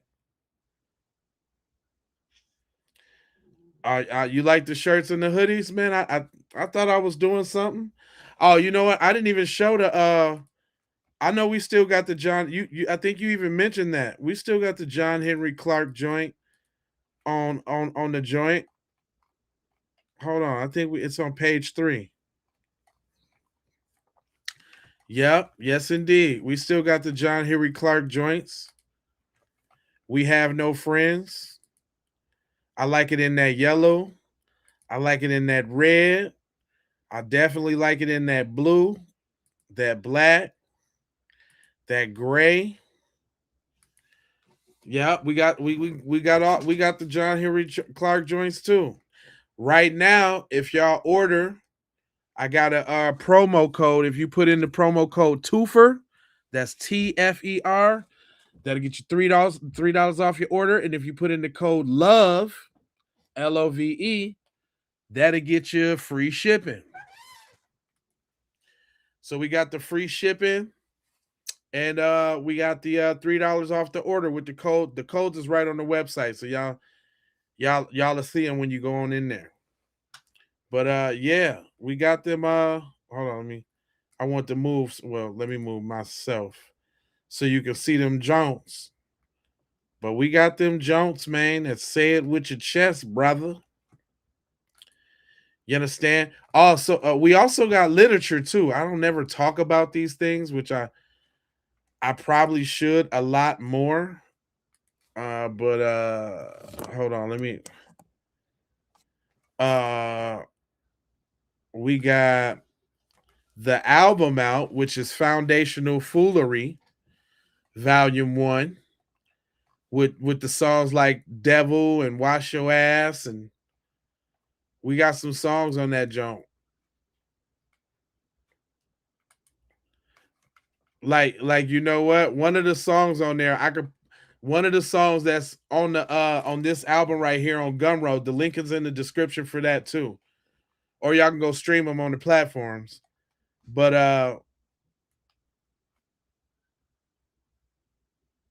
yeah, we got them type of songs. And then we also got we got literature too. I'm actually an author, me and young TZ Von Savage. Um Hold on, let me go to the book because we got the definitive guide to staying on code. Hold on, let me see. Let me see if I can show y'all. Oh yeah, the FBA Arsenal, the full kit, the on code kit, FBA Arsenal. And so what that got in it, it got the DVD because we got a DVD called Abolish the Slave Patrol, the Oranges of Modern Policing. We got the playbook for Tethers and Culture Vultures. That's a digital download. We got the defense guide to stay on code. That's an ebook. We got the stay on code handbook. That's another digital download. And then we got the album in there too. The whole joint is just $30 for all 5 of those stellar pieces of equipment to get you on tight on 10.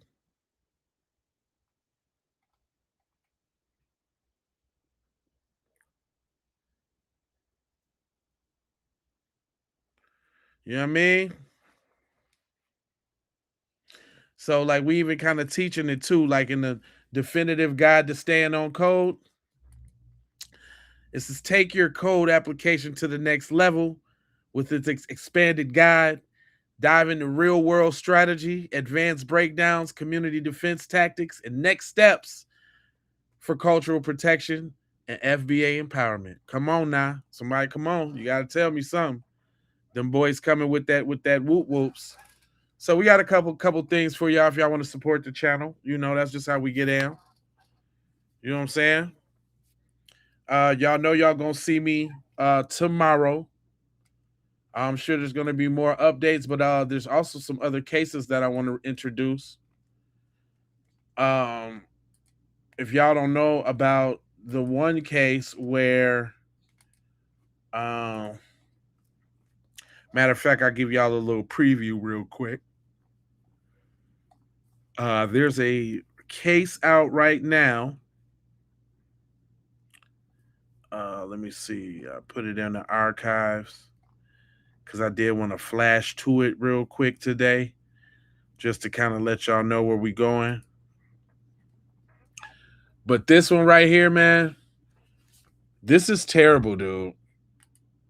This case right here that I'm about to be covering, I'm gonna do it tomorrow.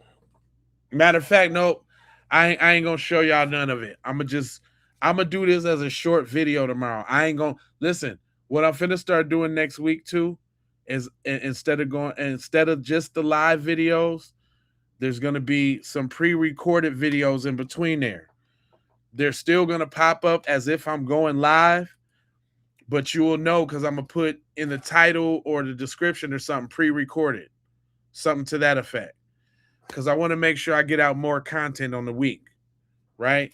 So the week looks like 2 lives a day with like 2 or 3 15-minute little joints in between. You know what I'm saying? Just to get y'all abreast and to get the word out on certain news stories, because it's a lot of news, and that's actually what we do at the Keep It P podcast is we try to cover everything. But this Nolan thing, I've been compelled, to cover because it's one of the biggest injustices right now. But trust me, we didn't get to 5,000 episodes by just covering singular topics. We talk about everything. So for my mods and now all that, those shows will run. Y'all, definitely can hop in and regulate if you want, whatever. Show your support. I really need y'all to go follow me on on the Facebook too though, and DM me and all that, so we can so I can kind of coordinate with y'all about you know what I'm saying, like what the scheduled times is gonna be. But I figure I want to keep with the old program, so I think it's gonna be 8:30, 12, and 6:30. I'm trying to go live 2 to 3 times a day. So it's gonna be at least like a nooner, like a lunchtime nooner, and then a nighttime, a little nightcap. But I also wanna do the you know what I'm saying, the early morning jump too, just to kind of get everybody going, and you know what I'm saying. I like it incorporate real stuff, like you know what the weather's gonna be throughout the region and this, that, and the third. You know what I'm saying? Because if y'all don't know, we building a real network here. This the Black Fox News. Unless we just tell the truth. You know what I'm saying? So just as bold as Fox News be with they BS and they antics and they propaganda, we are just as bold with our love, truth, peace, freedom, and justice, love, life, loyalty, knowledge, wisdom, and understanding, and shit like that. If you know, you know. Okay, yeah, let me do that. That's a good idea. Let me pin the Facebook up in there real quick. That's a very good idea. Hold on real quick on the quick side of the game. Let me I don't know if I can pin stuff in there. Yeah, I don't know if it let me do the pinning. Let me see. Yeah. Okay, yeah, I can pin it. I pinned that in there. And let me see if I can pin that one, and let's do the Keep It P podcast too. Cause that's a little bit more private. I definitely want to grow that group so we can just have our own space to chill.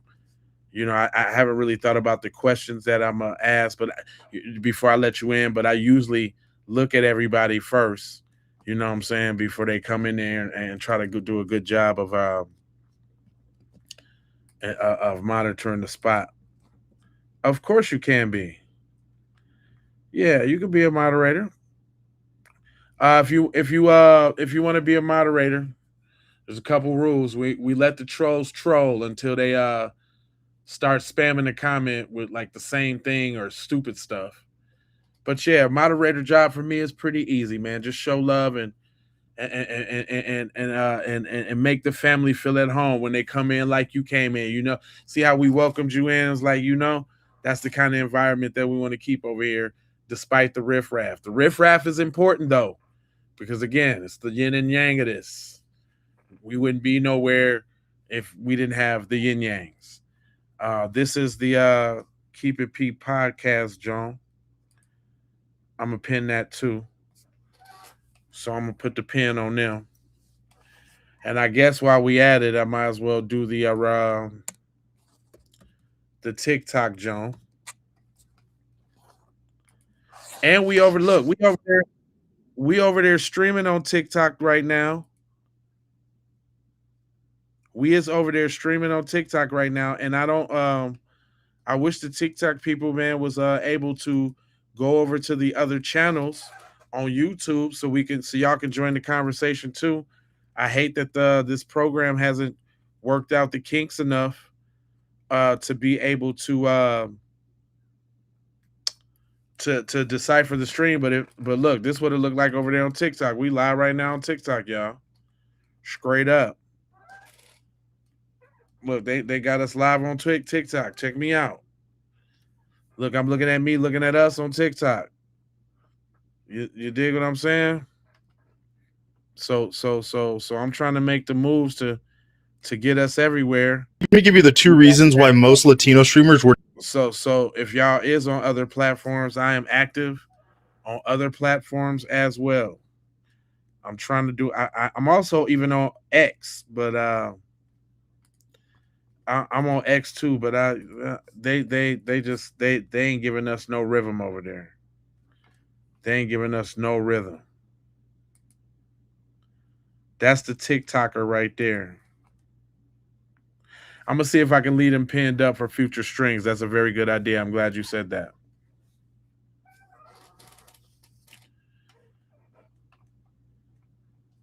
But yeah, man. It is Jay Lava, the people's helper, the people's man. I do this for the peoples. I ain't gonna hold y'all, but I'm a moja, foja, scoja about being on code, and you know I got 4 words for you. I need you to go ahead and subscribe for the vibes, like for the spike. Also, y'all, all my peoples, man, go ahead and hype that thing too. It's something about that hype that do something. We need to get these black empowerment messages out there, because really what I be seeing is it be a lot of coons that get hyped. I'm just gonna keep it real. But hype that thing. Mark K, make sure you for me to find your profile, Mark K, comment on any one of the other videos that's already published, because right now your comments is going into the stream, or you can comment on the video after it's published, and then I'll be able to find you, and I'll go ahead and mod you up. You know what I'm saying? But I don't want people to start disappearing from the damn chat shit. Now I'll just play. Like I said, it's really easy to be a mod around here. You know what I'm saying? Just be black first. That's it. That's all I need. Just like me. Be black first, just like me. Other than that, love, peace, blessings, and aloha. I'm out the Doha for Shoha. Yeah, all